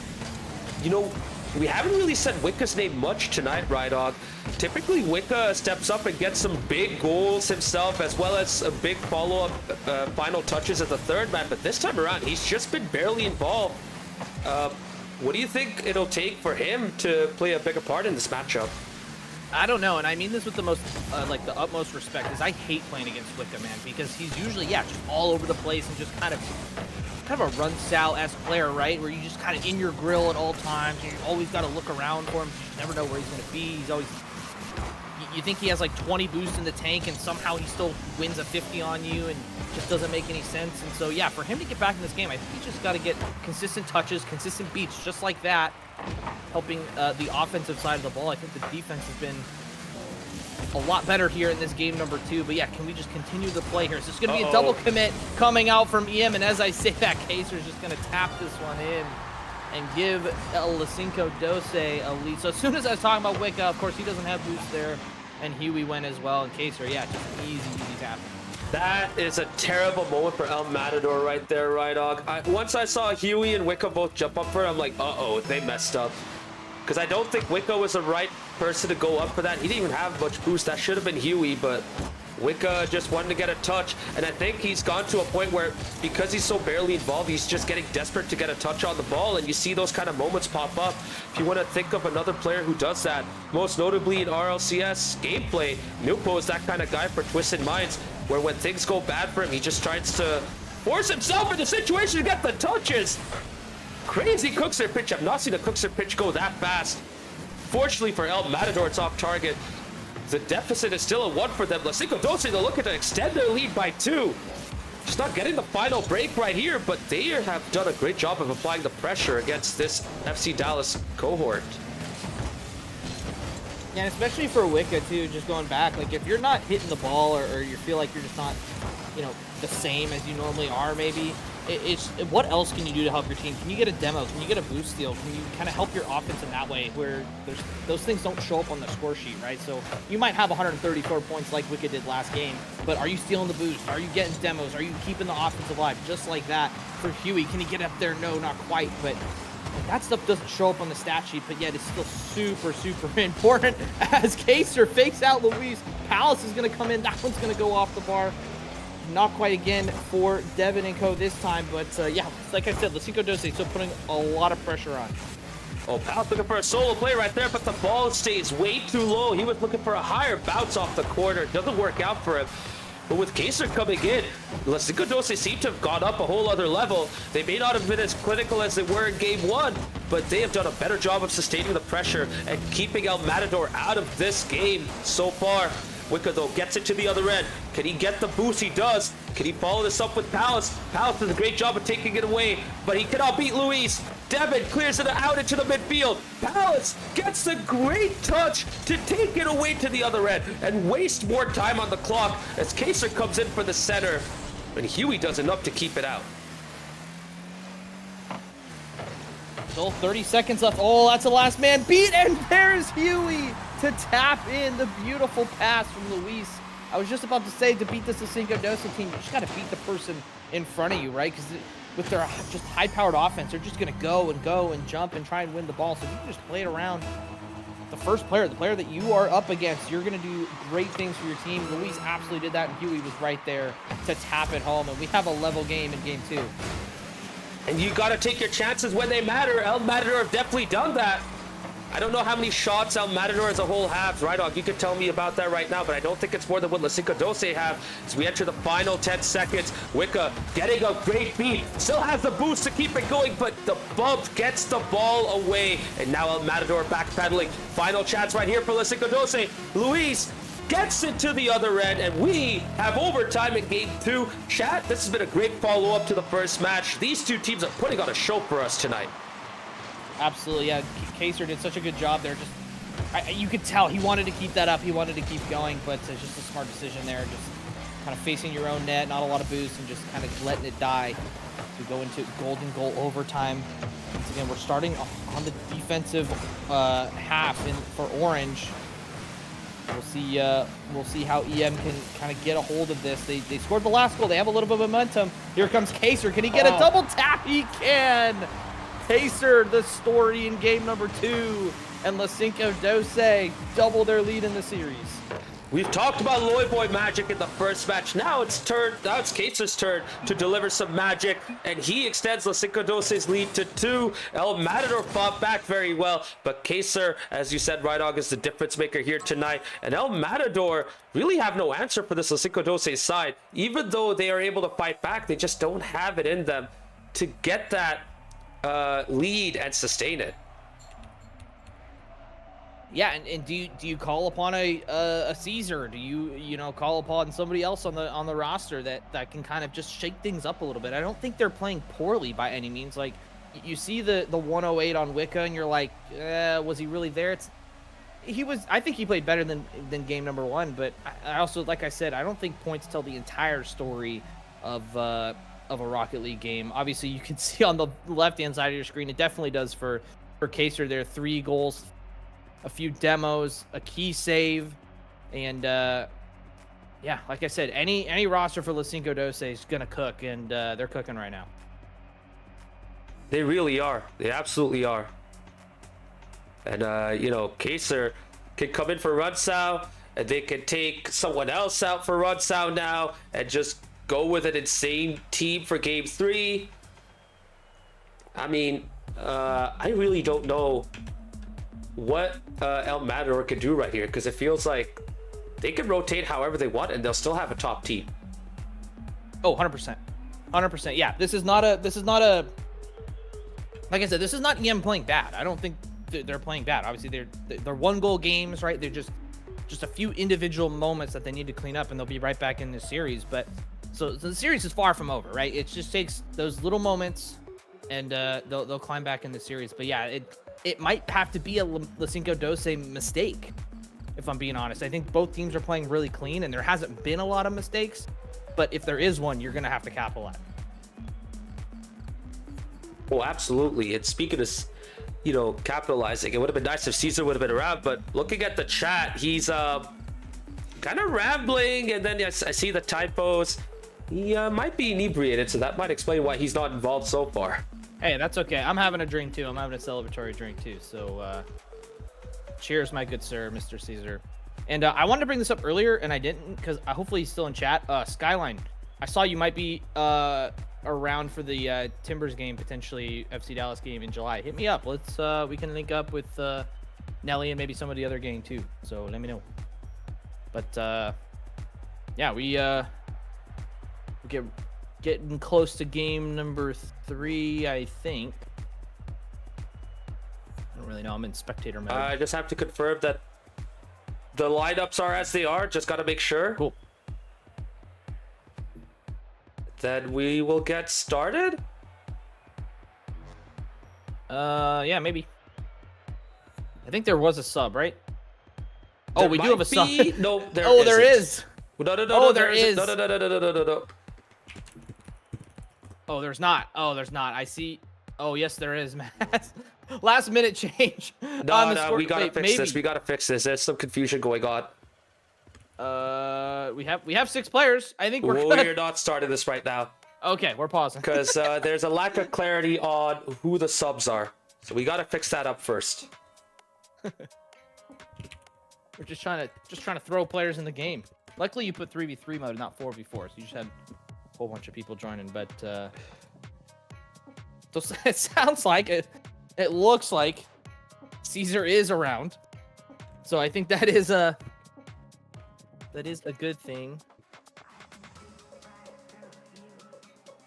Trying to figure out what's for dinner, guys. What should I eat for dinner as we get ready to jump back in? I think have some the leftovers lineups I are gotta now eat. set. We will get started very soon. We just got to make sure everything is good. Also, by the way, whilst that's happening, Trigger, thank you very much for the gift sub. ET Home Phone 69, the benefactor, having followed the channel recently, now gets a gift sub. So We love now that. they can watch the stream without any ads and interruptions, so they can enjoy it. Thank you very much for your support, Trigger. Really appreciate it. We love you, Trigger. We love you, brother. And like I said, we're gonna jump into this game through here pretty soon. We have a sipical moment, we'll call it. Yeah, well, we really did favorite. have a bit of a cyclical moment for sure. Anyways, here we go. And yes, that is right. Caesar has come in for Wicca, so it's Caesar, Luis, and Huey versus Runsau, Kaser, and Devin. Palace stepping back for Runsau to come in. And we are seeing 2 top lineups right here going off against each other right on. Yeah, this should be what it's about. No, whoever wins this game might have the better roster potentially on paper. Caesar from Huey, and Caesar makes the instant impact. What a pass from Huey, kind of waiting on the boost there in his back corner, and he'll just flip this one right into the middle, and Caesar, Mr. Costa Rica decal, gets EM on the board first. Caesar with the drunken stats, delivering with an 81 mile per hour. I think that was 136 kilometer per hour banger. Courtesy of AliceBangersOnly.com radar gun, and El Matador take the lead in this game 3. Caesar already playing a big part. Yeah, and how does LaCinco12 respond? Like I said, they're not going to change their playstyle, even though they are down early. There's still plenty of time in this game, but yeah, how do you adjust to a Caesar, right? It's a definitely a different player than Wicca, and right now LaCinco12 don't have a response. It's Luis doubling the lead for EM with Huey, the assist man right now. And yeah, Huey and Luis combining together yet again. That duo has been phenomenal tonight. And you know, there's been no answer for LaCinco12 against that duo, so I think El Matador, they gotta keep going with what's good, and that's Luis and Huey on the attack. And it's all about roles, right? Because you don't want 3 just uber mechanical players that don't play with each other, right? Like, you definitely don't want that. And so Huey's just filling in the role of, hey, I know Luis is a goal scorer. I'm just going to give him the ball and get all the assists, right? I know Caesar's really good mechanically. I'm just going to give him the ball and get assists. So it's a really smart play from Huey. He doesn't need to do all the goal scoring with how much talent that EM roster has. And yeah, they're looking good to start this game 3. Oh, absolutely. Huey the playmaker, Luis the all-rounder, Caesar the X-Factor. Against Runsau, Mr. Reliable, Devin the X-Factor, and Kaser the star man. So we'll see how this match unfolds. Right now, El Matador in total control, getting the demos, getting the pace of play up as well. Dallas got off, but with Caesar coming in, it's been a massive upgrade for El Matador. That has been the big difference. LaCinco12 just on the back foot right now. 1v2! And Huey gets in on the goal scoring action. All three El Matador players with a goal.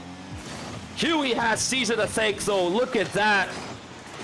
Interfering with Devin's ability to get back. And ignore that in the chat. Yeah, don't worry about that. But 3-0 up for El Matador. This has been an insanely different game 3 compared to the first 2 games. It's crazy, right? You mentioned like how crazy you have one sub and it just changes the entire complexion of the game. I'm gonna toot my own horn here and say you can say the same thing about me coming in for Accent Army earlier a little bit. But yeah, we all know how good Caesar is, and you're just seeing it right here.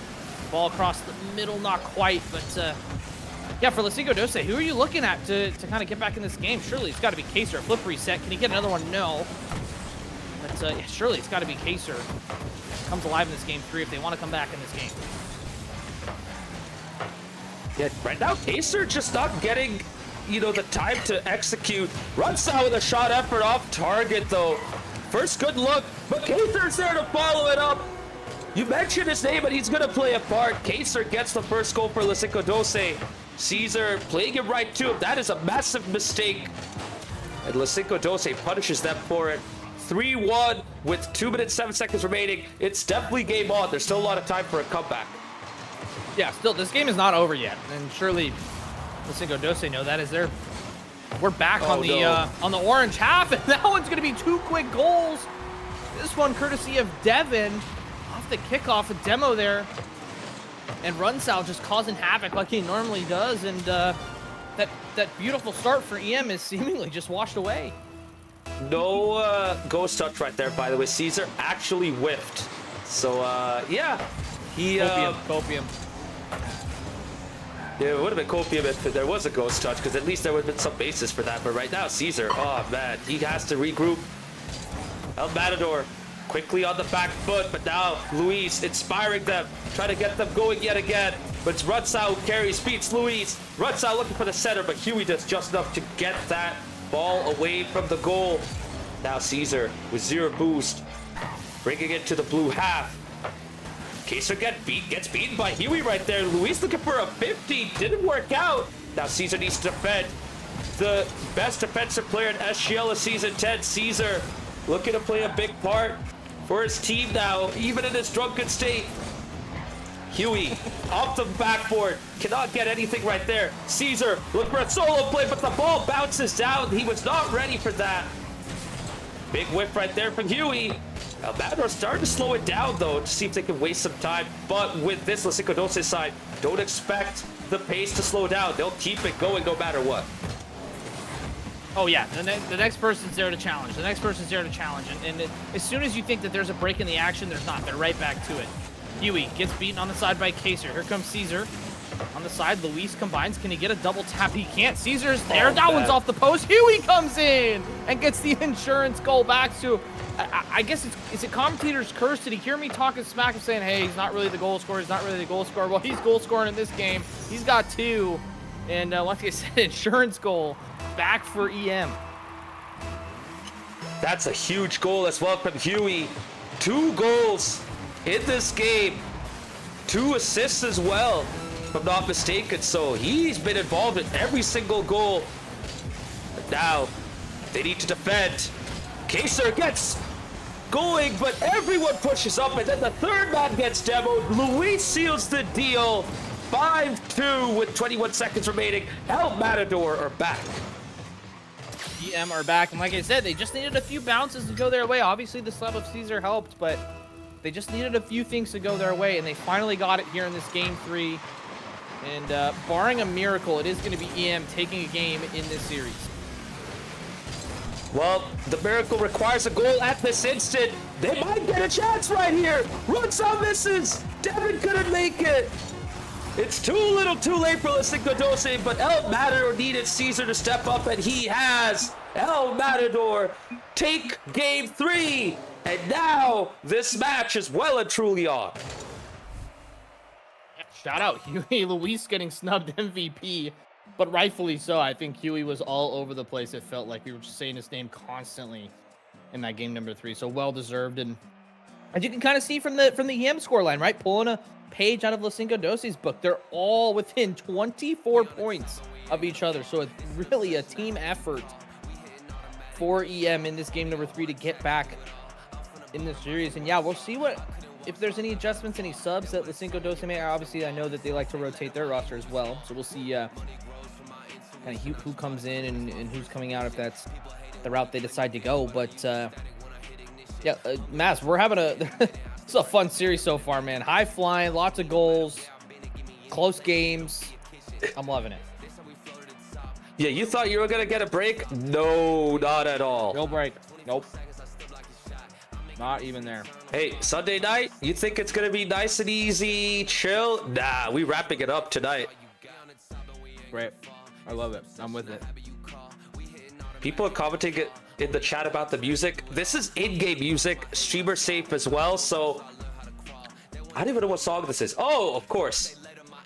It's from the RLCS soundtrack. But anyways, we're gonna go jump into game 4 right now. We'll see what the subs are for both sides, if any. And El Matador keep the same trio.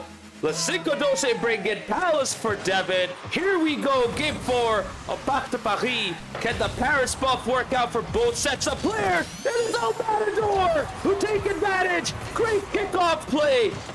Caesar to Luis from one side to the other.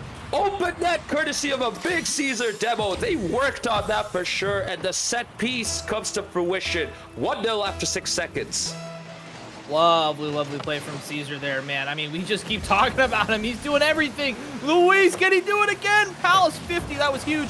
Oh, and this ball's going the other way. Runs out, can he tap it in? No, Huey gets back in time. Back and forth stuff to start game number 4, and I love it. I thought Rutsau had that right there, but Huey got back right on cue. In hindsight, maybe you should have slowed it down and looked for a 50 instead, but you know what? When you're in that position, you don't know where Huey is, so gotta just go for goal when you have that open net at your mercy. Now on the other end, good pass out to Kaser. Rutsau following it up. Good save, though, from Caesar. Save number 1 in game 4. How many saves will he get in this game? We shall see.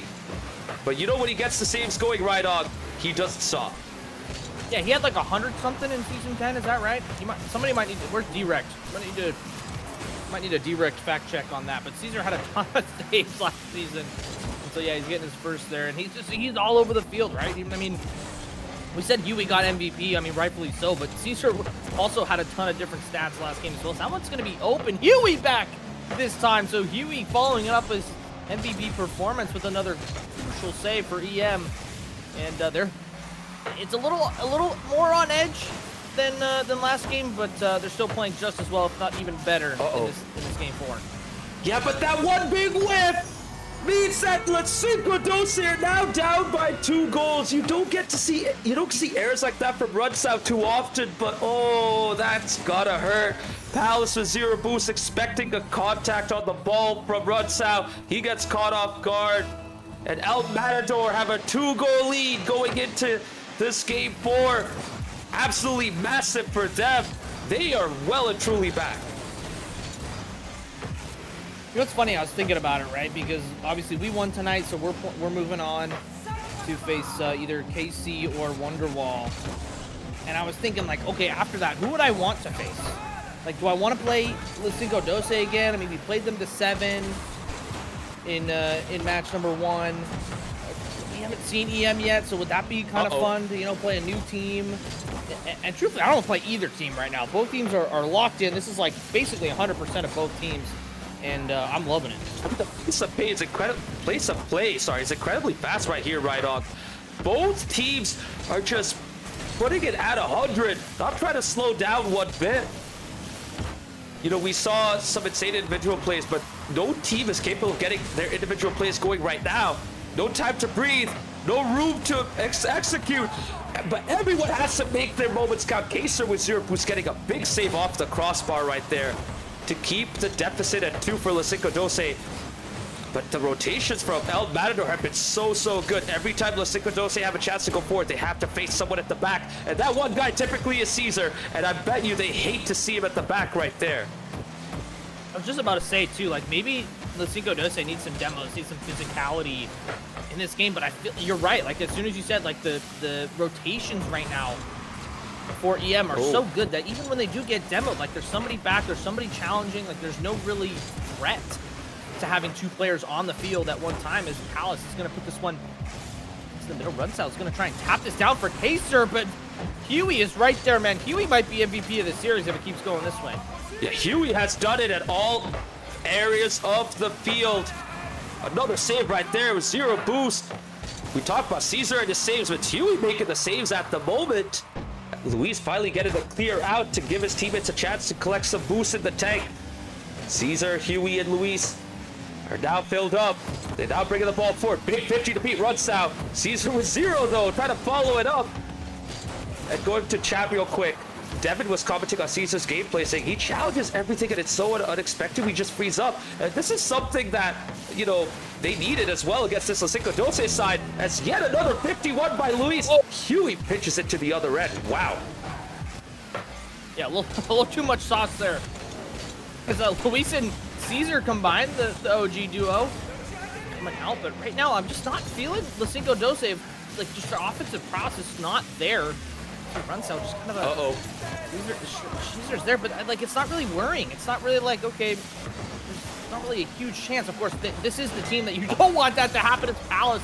It's going to hit the crossbar. Kaser Huey with a huge save. Runsell, how about again? Oh, Luis denies him. Oh, Kaser on target. Luis again.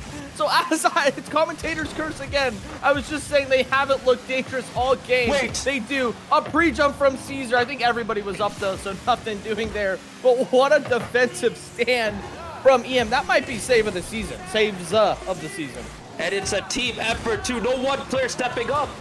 Everyone playing a big part.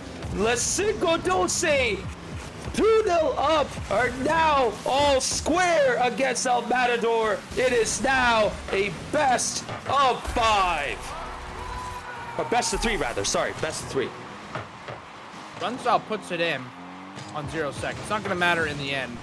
What a save from Luis, and Runsell just says, I'm gonna dunk you. For the last second goal there. Obviously it doesn't matter. EM are gonna take this game number 4, and do you take a timeout if you're LaCinco12 and just kind of calm the nerves there, kind of figure some things out? I don't think they're going to change their, like I said, they're not going to change their game plan. They might do some the rotation still. They're not going to, you know, change that potentially. But dang, I mean, it's funny because you look on paper and you're like, okay, Luis, we know he can do. He's mechanical. Same with Caesar.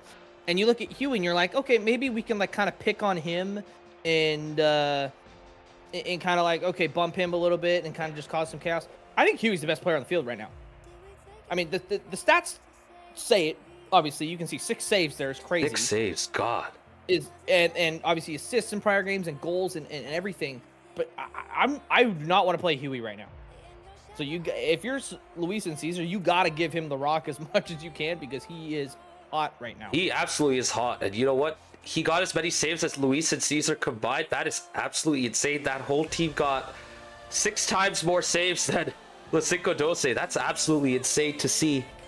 Oh my God. I mean, LaCinco12, you know what? It's all even.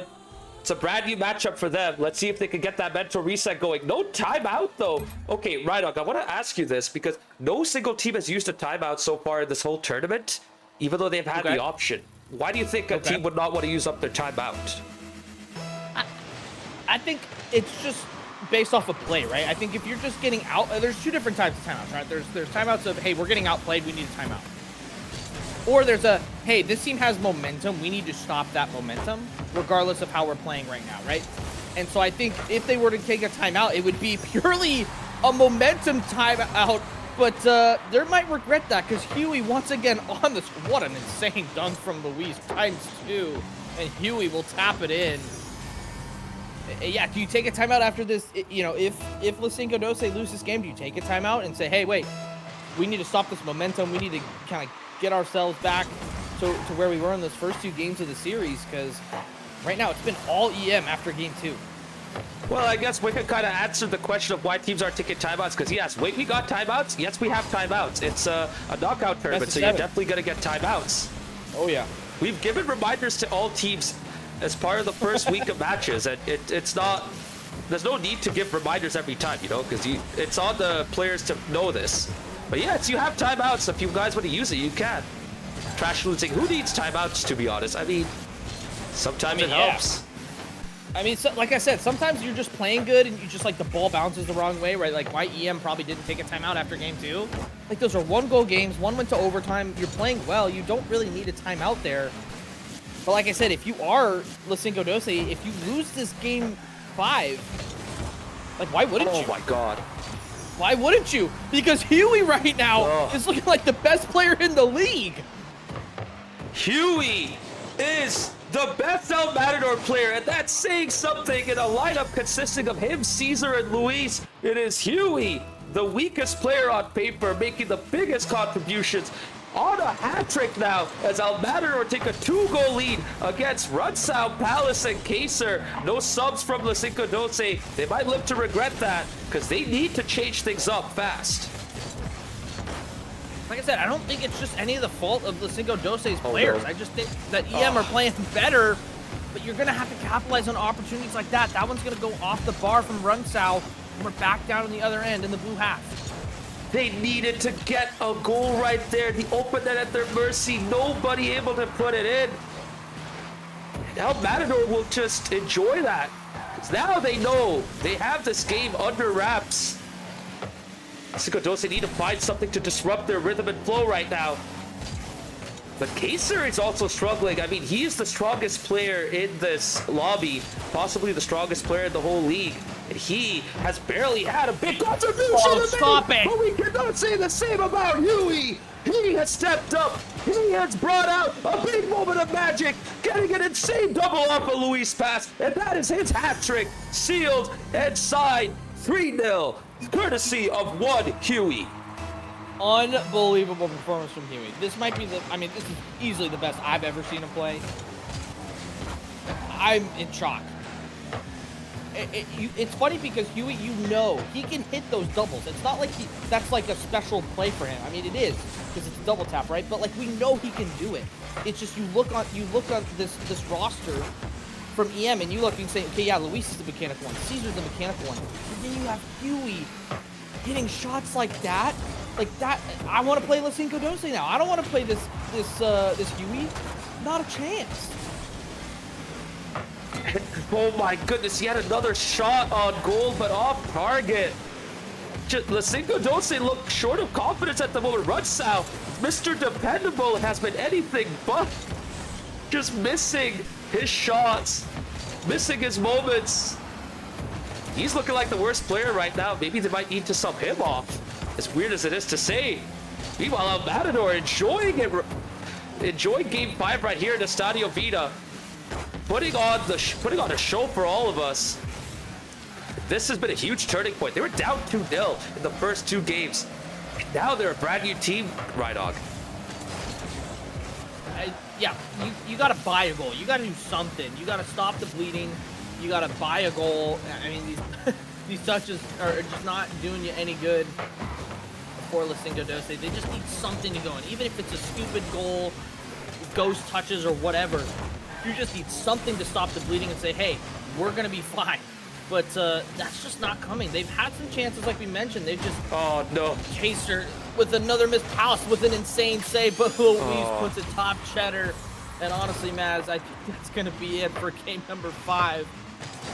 Unbelievable performance from EM. Unlucky from Palace right there. I like what he was trying to do there, but clean up work from Luis.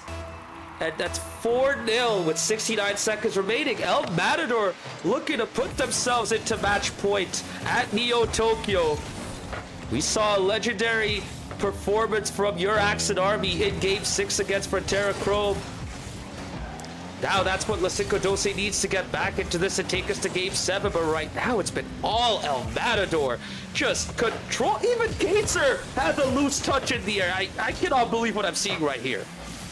God, what is going on?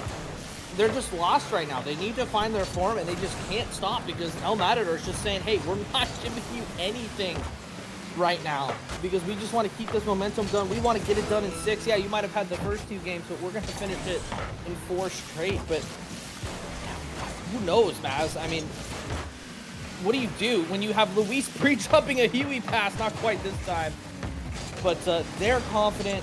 I think this first goal in this game 6 is going to be everything for these 2 teams to see how the rest of the series is going to go. Let's see if LaCinco12 can get one towards the end of this match. It's building up above the orange net, but LaCinco just nothing doing this time. It's going to be, oh, not quite yet. Got to keep this up. Alice, no, not quite. It is going to be a clean sheet for EM. And man, first 2 games to LaCinco12, the next 3 going to EM. Oh boy. Do you want to see this contrast between games 4 and 5, Rydog? El Matador had 12 saves in game 4. 0 saves this time. LaCinco12 haven't needed to save anything. Yeah. Just something needs to change. How many shots does LaCinco12 have? Sorry? 4? 4 shots. LaCinco12 had 4 shots, which you would think they would score at least 1, if not 2. But I feel like, just, and Maz, you've said it kind of before, like, all of their shots just hitting the crossbar, just, you know, maybe you need one more boost pad to kind of get over the ball to hit it down enough, but just, it's just not, you need something special. That's what we're looking at Kaser, right? Because we're kind of talking about him, like, he's having loose touches, and what is going on? I mean, you look at the stats there on the left-hand side of your screen, you do not want Kaser to have 140 points, because that's how you, like, that's awful, and you don't want that. But that just proves that EM are just doing everything right now, kind of in the latter half of this series. Actually, insane to see Kaser have the lowest points in the lobby. Now, that's what I'm saying. We are in game 6. They gotta brush this off. They have to treat this as a single game. Make the most of it. Here we go. Good start for LaCinco12 off the kickoff. Devin coming back in for Palace. But no, now they get beaten. Big long ball to the other end. Luis going for a shot. Huey also off target. Caesar directs it to the corner. Looking to center it, but no one's there. LaCinco12 get away with it. That could have been 1-0 for EM. Yeah, back and forth stuff to start game number 6 on the infamous Neo Tokyo. Huey passing it over to Luis, not quite this time, but like I said, this first goal is going to be huge for LaCinco12. If they can kind of right the ship a little bit and get on the board first, and kind of maybe keep the lead for maybe a minute, they're going to be in a lot better shape than they were there where they were in these last 3 games. But obviously the hardest part there is getting a goal, and of course not letting this super hot EM offense get on the board too. You see it right there. Anytime El Matador get a couple of touches, they bring the ball up instantly, and LaCinco12 just have to backpedal in front of the net to make sure they don't leave it open for an early shot. Good effort right there, though. Good one, too, to get the ball going to the other end, but a great touch to put it down for Huey, who tries to bring it forward. Gets beaten by Kaser. Now Caesar is all the time to get the challenge on Devin. Mid-50. Luis has all the time to take it on. He's going to keep this going. Off the ceiling. Looking for a touch off the ground. Off the backboard. Not on target. Oh my goodness. El Matador cooking. But it's still 0-0. I mean, that's a problem for LaCinco12. Right, here comes Huey. Can he get this one? Luis. My God. He's God. going to save Luis's shot there. So we're still 0-0, but that's scary. Like, if you have an EM team that's doing that, they're confident. That's scary. Like, I feel for LaCinco12 right now. Like, here comes Caesar. Oh, what a pass. Back into Luis. Can he get a flick? He can. Kaser's there, though. But here comes Huey, who cannot stop being a point machine for this team. And Huey gets the first goal for EM in Game 6. God, that is such a good goal by El Matador. Great pass from Caesar to Luis. Luis with an incredibly well-cushioned first touch. Beating Rutsau, then Caesar bumps Devin away. Kaser left all on his own. Once Kaser made that save, Huey was there for the follow-up. Just incredible teamwork right there from El Matador now. They're locked in and it's safe. There we go. But they let one through. So what happened here? Yeah. Oh, great pass from Devin. That's beautiful. Kaser just followed up there, and you can see they don't. All three LaCinco12 players had 0 boost that whole time, and they still send the house. And that was just missing in those last few games. They just were not making their shots. They weren't sending that third man, and they're finally on the board after over 6 minutes, 7, 8 minutes of gameplay. And we might have a game 6 on our hands now. Oh, we have a game 6, and now LaCinco12 get the lead. Huge attacking movement right there. Runsell going for the bump, leaves Kaser with a tap in. And it's now LaCinco12's turn to put out Matador on the back foot. They're up 2-1. And we are about to enter the second half of game 6. Chat, we might be seeing another game 7. We might. Here's Runsell dunking Huey on the back line after getting a save. But that was a great bump from Runsell, right? That's the kind of stuff I'm talking about. He's so good at doing those sorts of things. But here comes Huey. Who else could it be? Luis being the assister this time. Does he get a flip here? No, not quite. He just goes low on Kaser. Huey reads the post bounce. You know what's crazy? I'm laughing, man. This is funny. This is what a series. Dude, Luis didn't even get the flip reset. He had to improv right there, and he got an insane dunk. And Huey has been reading these attacks so well. He's always at the right spot to get the follow-up shot. We barely said Caesar's name, but it's because Luis and Huey are doing so much good work on the attack. Caesar's trying to disrupt LaCinco12. It doesn't work out. Huey now taking over. Might we see another moment of magic from it? No, he loses control completely. But Kaser gives it up to Luis. You don't see that every day from Kaser. Now Luis off the ceiling, looking for the dunk. Kaser does way better there to clear it towards Runsell. No touch from him, but that's fine. LaCinco12 are now in the orange half. Runsell is going to have a free ball here. We'll see what he does. He's going to pump it back in. Huey's going to read it off to the side. Kaser, not the touch that he wants. Huey's going to play this one. We're just going kind of back and forth. 1 minute and 20 seconds left. This pivotal game 6. If EM wins, we will, in fact, have a series winner. But if not, we will be going to Champions Field, everybody's favorite, in 2 straight matches, which would be absolute cinema on a Sunday night, Mess. On a Sunday night. Absolutely insane, right? But you can see LaCinco12 up at the pace now. Now they're pushing El Matador back, making each of their touches count. Devin coming in has definitely helped with the pace of play. Couldn't get the second touch right there. But Runsell and Kaser are now well and truly settled in. They're looking really comfortable at the moment. Trying to get some team plays going. But a lot more often than not, they just get the boom forward, and El Matador already has one back to settle and calm things down. But now they have to defend. Caesar gets the save, but Devil, for his effort. Huey with a nice 50 to keep LaCinco12 back, gets the boost steal as well. Luis gets beaten by Runsell, but cannot get past Caesar, who gets a 50 to keep the pressure going. Huey towards the midfield, bump from Runsell, but Luis runs out of boost. Someone has to take over, and it's Caesar looking to slow things down, gets the ground 50.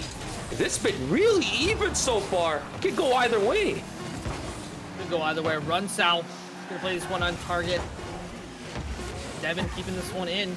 EM might need to clear. Luis with no boost. Just gonna pump this down the field. Runsell might just put this one to the ground. He won't. Huey's gonna keep this one up. Not sure really why he did that, but something immediate coming out from LaCinco12. We have overtime in game number 6. Maz, I think what's really helping LaCinco12 right now is their defensive clears are turning EM around. Let's see if it's even gonna matter. Caesar off the backboard. Great read from Devin. That was huge because you saw Caesar setting himself up for the double right there. Devin knew what was coming, got himself ready. Caesar, though, beats Kaser. And oh my goodness, it's all about the fine margins. Someone has to make their moments count. And it's Luis who makes his shot count. Couldn't get it on target the first time, but he's there for the follow-up. And it's game over. Game, set, and match. El Matador are in the grand final. LaCinco12 go down to the lower final. What an insane series. Guys, you've been treated, man. If you've been tuning in this whole night, you've had some absolute treat of series. What a performance from EM. I mean, Kaser just got beat on that last one. I think he thought it was in. And so he was kind of going to hit the ball out, but it just hits the post and goes right back to Luis, who taps it in. And Luis getting a little bit of revenge for Shopify Rebellion earlier. But what? Man, what a fun match that is. But it's so much better from LaCinco12. You see the scores there on that left side of your screen there. I mean, Kaser was 600 points. That's where you need Kaser to be the rest of the series. You just didn't see it in games 3, 4, and 5. And you finally saw it in game 6, and unfortunately, just a kind of a lucky-ish bounce goes EM's way. But when you have a star player like that, kind of just lose their mojo in the middle of the series, it's tough. Especially, and it's not to say that LaCinco12 rely on Kaser. They don't. They're all individually insane players. It was just too little too late at that point. Yeah, for real. Too little too late, but you know what? Give credit to El Matador right here. I mean, once Caesar came in, El Matador just went to the next level, and they look like a proper team in every single game. He didn't have one guy carrying. Everyone played their part in every area of the field. So, huge props to them for that. Insane performance from that team. And you know what, Rydog? They are a scary team for sure. They definitely are the favorite to win Season 10.5 SGL Premier for sure. That's a scary team. I mean, the first 2 games of that series, EM looked completely different. But I don't think that's a knock on Wicca, or, I mean, it might be a positive on Caesar. I don't think that's a knock on Wicca. As much as that's kind of maybe the turning point of that series. Truthfully, I think just Wicca maybe was just having an off day, like we all have every once in a while, right? It's Rocket League. And so I think that sub was perfect for EM. And obviously Wicca's a good enough player to get it back at some point. I'm sure he will. But they were just too much. And was it maybe just a little bit more stability when Caesar came in? I don't know. I mean, Huey was popping off all series long. I mean, dang, it was insane. You know what? As much as Wicca had been struggling, he even acknowledges in the chat once Caesar came in, everyone just went up to a whole other level. So, you know what? That substitution definitely mattered for El Matador, and now they're rewarded with a grand final spot. And you know what? Speaking of Caesar, guess what? We're going to have an interview with El Matador. And you know what? People are asking, is Caesar going to be coming in? Is Caesar going to be coming in? Well, chat, he will be, but he will not be alone. We will have someone accompanying Caesar. So we might need that. Let us bring him in. First and foremost, Caesar, welcome on in. And second, Huey, welcome on in. You guys stepped up and had an insane performance tonight. How are you guys feeling as you enter the grand final of Season 10.5? Feeling absolutely fantastic, man. Always means a little bit more against a fellow Texas team as well. So feels great to play with all of us and have a little bit of a tiny residency of Copa Tejas in Dallas, man. Feels great. Any Caesar, words, Caesar? Sorry. Yeah, I was gonna say, Caesar, anything from you? What's the topic? Or just how are you feeling? Oh, me? Right now? Right now. Hoo-wee. I saw 2 nets. Call me LeBron. I saw 3 rims. I love it. I love it. Huey, talk to me about your roster, obviously. And I know we were talking about this on the broadcast, and maybe this is the last time that I say this, but I think you look on paper and you see a player like Luis and a player like Caesar, and you go, yep, these are the mechanical guys. They might be the best players on the team, etc. But you came in and you shut everybody up. You had insane goals, insane saves, insane assists. You were just doing everything for the team. I mean, what are your thoughts on that? Like, what? Like, do you like to do it all? What? Talk to me. Yeah, I mean, it's just nice to contribute in whatever way possible. And so, like, I feel like, you're right that Cesar and Luis are much like very mechanical and have been like the cornerstones of this team for years. But it's nice to come in there and play closer to their level than I have ever before. Like, this is definitely, I think, my strongest performance for EM. I've just been being super consistent, playing in other leagues, doing 6-mans, all the stuff to help me play like tonight. I'm hoping that this is a launch pad to perform like this for the rest of the season.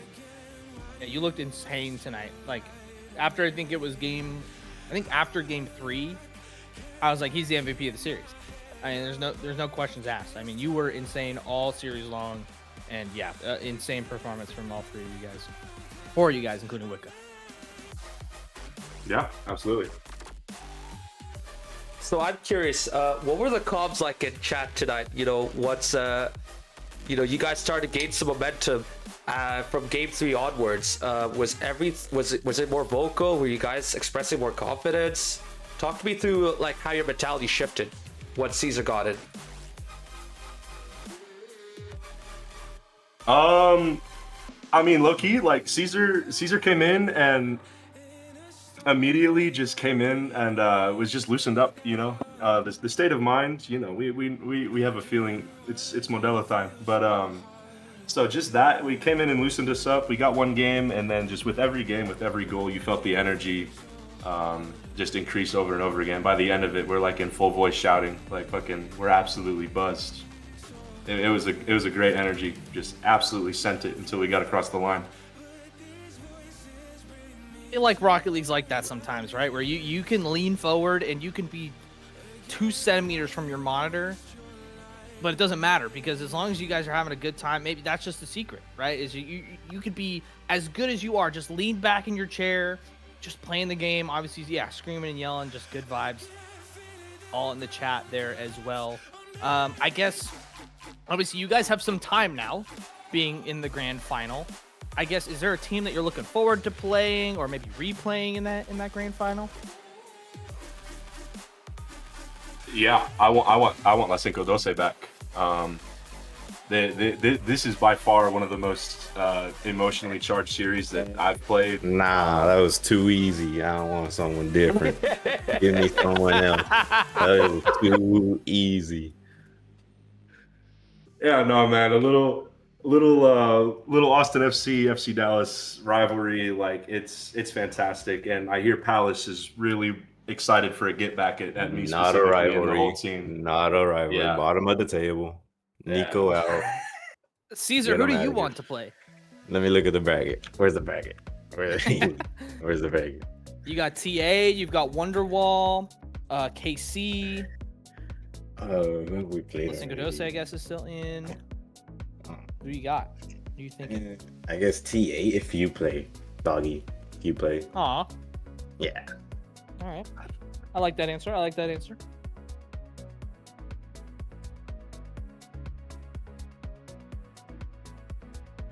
So, all right. Well, yeah. I guess Maz, do you have any other questions for these guys? Or yeah. Sorry, I was busy with getting everything else set up. But one final question.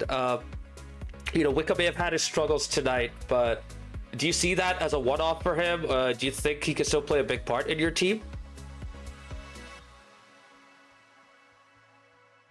Yeah, I think so. Yeah, I didn't think he struggled too much tonight. Just the first 2 games, like all 3 of us were off a little bit, and so I'm not sure if it's something with Wicca individually. We needed a jolt, and so we finally were able to get Caesar in for game 3, and then it just started clicking and it snowballed from there. Yeah, just like Louise is saying in chat, we were just rolling so we stay together. Like, it's not anything against Wicca. He's definitely going to be a big part of the team for the rest of the season. Oh no, absolutely. It's just Wicca tends to be so consistent. This felt like his worst performance to go with Huey's best performance of the night. So I guess to follow up on that, Huey, this looked like your best performance ever. Do you think you're capable of replicating this for future matches? Yeah, absolutely. That's the goal, at least, and I think I'm fully capable of it.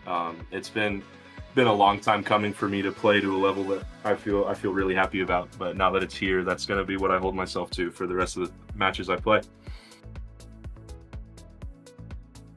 yeah, that's awesome. I mean, yeah, you were insane. I mean, I called your name so many times in the latter half of that. I guess the whole series, just from you doing seemingly everything for this team. So, yeah, obviously, hopefully, as a fan of you, I want you to keep doing that. But like, if you do end up playing TA, maybe like let's turn off the monitor or like maybe unplug the controller or something like that.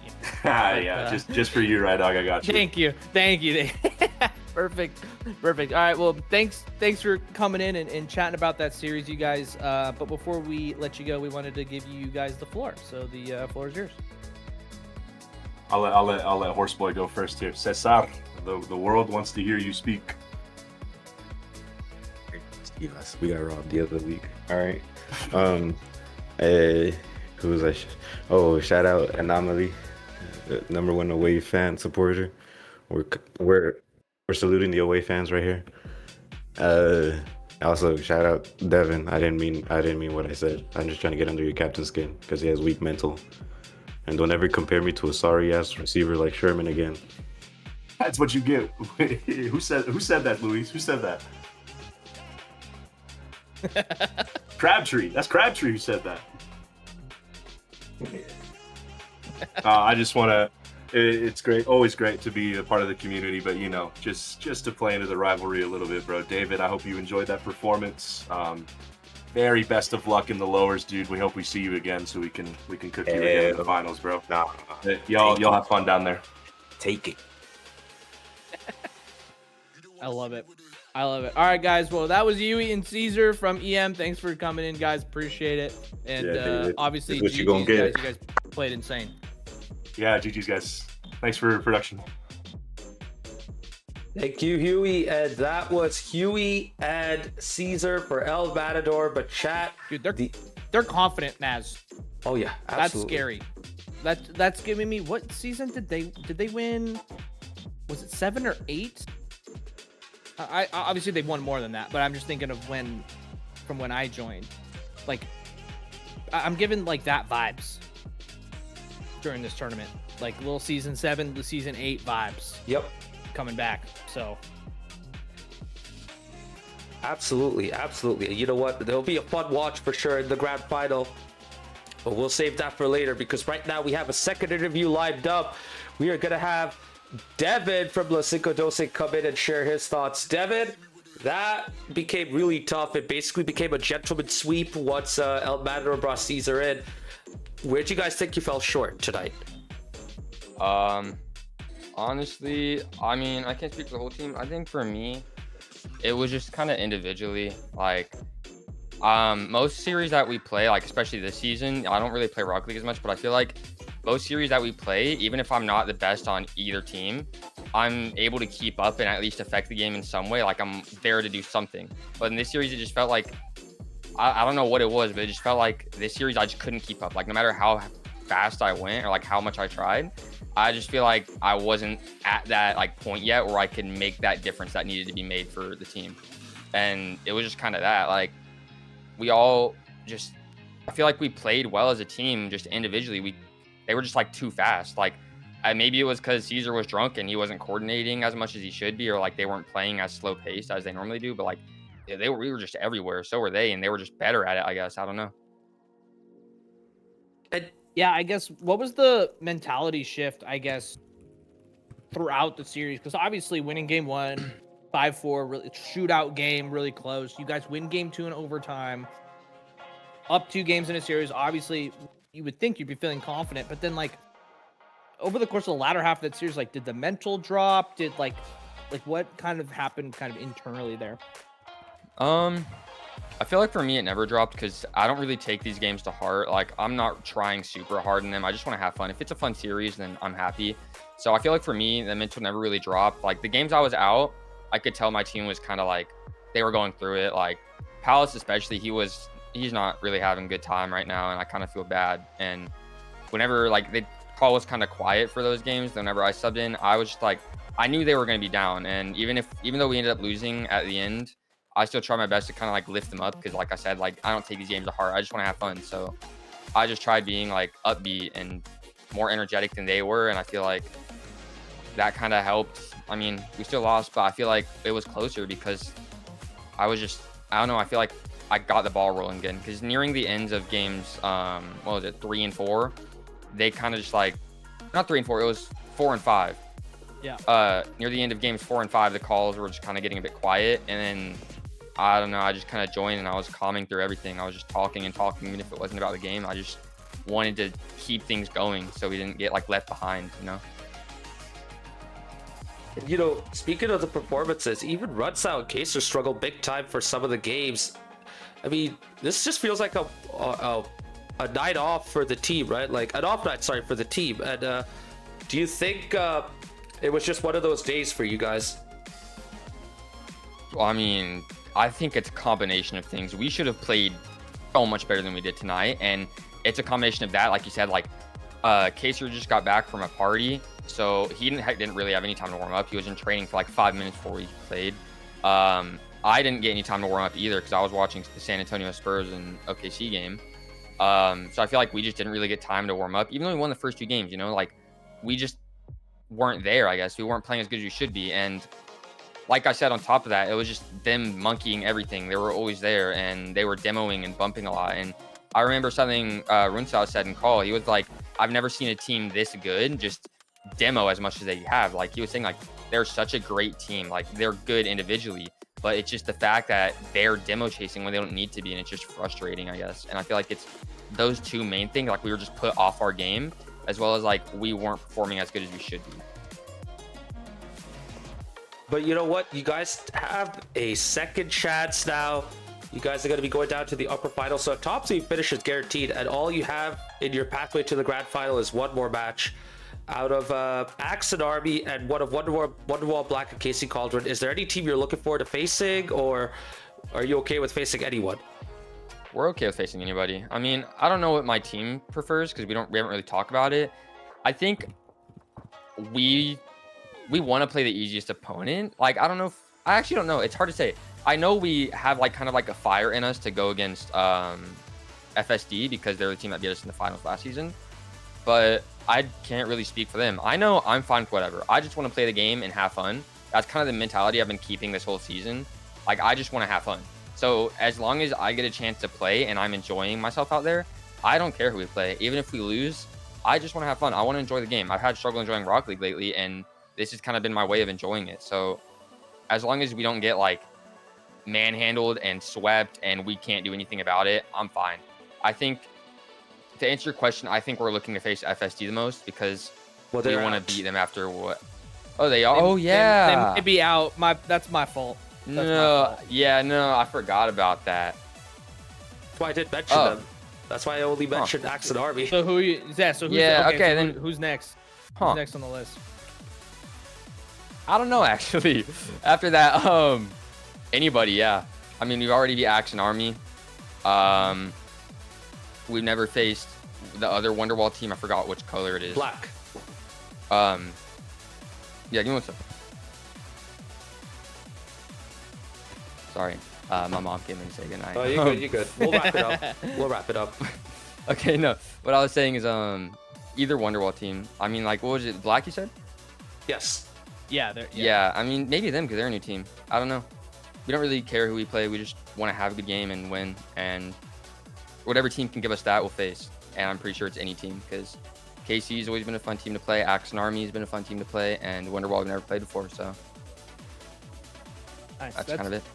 Yeah, that's W mental. That's W mental. I think a lot of teams are in that same boat, Devin, of just, I know for a fact we are as Axon Army of just like, hey, man, like, if we win, we win. We don't, we don't. We're just playing to have fun. We're getting guys in, rotating, and just having a fun time. Yeah. So, no, that's good mental. And obviously, you guys are going to bounce back. So, yeah, whatever that looks like, whoever you guys play in that lower final, it's going to be a banger. So, yeah, Matt, did you have any other questions for Mr. Devin? Oh, no, I'm all good. I mean, it's getting late anyway, so I'd like to wrap this up real soon. But Devin, before we wrap this interview up, you have the floor for shout-outs or anything else you want to say. Go ahead. Now's your time. Shout out my whole team. Shout out Kaser. Shout out Palace. Shout out Runsao.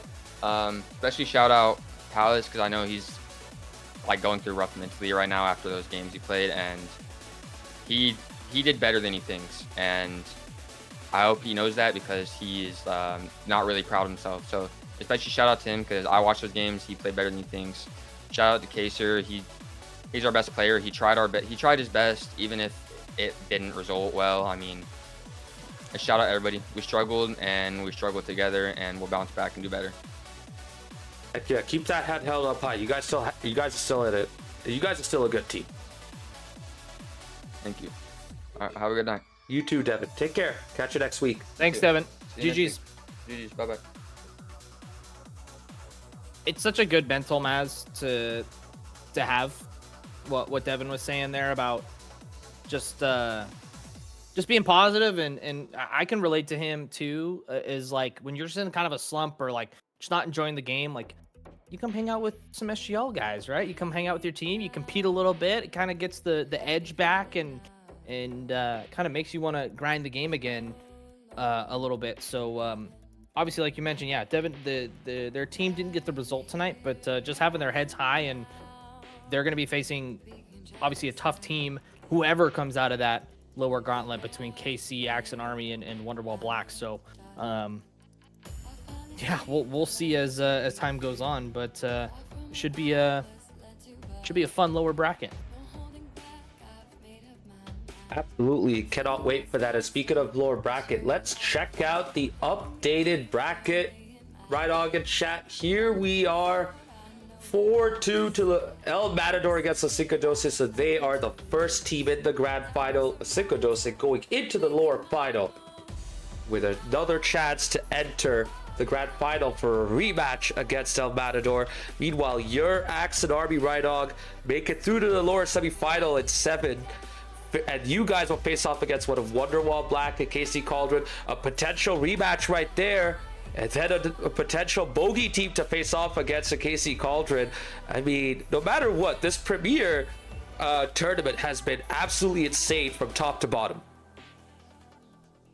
Yeah, 100%. It's been so much fun to play in as well, just bias aside. But yeah, I mean, I'm excited for the lower semi. I mean, I think I had the same kind of mentality as Devin too. Like, as much as I want to play KC, because that's always a fun series when you play KC, I would love to play Wonderwall Black because they are a new team. So I'm kind of happy with whoever kind of comes out of that other lower quarterfinal. And yeah, I mean, it's weird, right? Because I was talking about during the series of wasn't sure who I really wanted to face because both teams were just kind of on one, and so it's like EM with Huey being that scary. I'm like, okay, thank God we don't have to play them until the grand final. But then you just look at LaCinco12. They just had an off day. Like that's really what it was. You heard it from Devin in the interview. It just wasn't clicking for them. They're gonna bounce back, and they don't have a lot of off days. And so that lower final, whoever goes through, if it's us or one of KC or Wonderwall, like they're gonna have to be on point to play that LaCinco12 team in that lower final. And then at that point, you have to get a bracket reset against EM. So obviously, just insane matches coming up in the lower bracket. Once again, congrats to EM for making to the upper or to the grand final, getting top 2. But yeah, we have a cinema bracket going on. Oh, absolutely. And you know what? We still have one more match, Right Dog. Tomorrow night, Wonderwall Black versus KC Cauldron. Both teams already having gone through 7-game bangers. Might we get another one tonight? Tomorrow night? We shall see. But oh my goodness, we are set up for something special right here in the premiere. Yeah, super exciting time if you're an SGL. Obviously, we have the championship bracket as well, so like lots of Rocket League still to happen. Just super exciting time in this like little short. And it should be very exciting moving forward. Definitely very exciting. And for now, we gotta rest up because it's late in the night. Right, Dog. Thank you very much for stepping into the commentary booth and co-commentating with me for this second matchup. Congrats on your comeback reverse sweep against Frontera Chrome, who, by the way, are not done with their season. They have a 5th and 6th place playoff match to play against the loser of Wonderwall Black and KC Cauldron next week. We shall see who their opponent will be tomorrow night. But for now, we are going to sign out. Only Bazaar, Right Dog, out. Take care. Have a good night, everyone. Peace. Peace.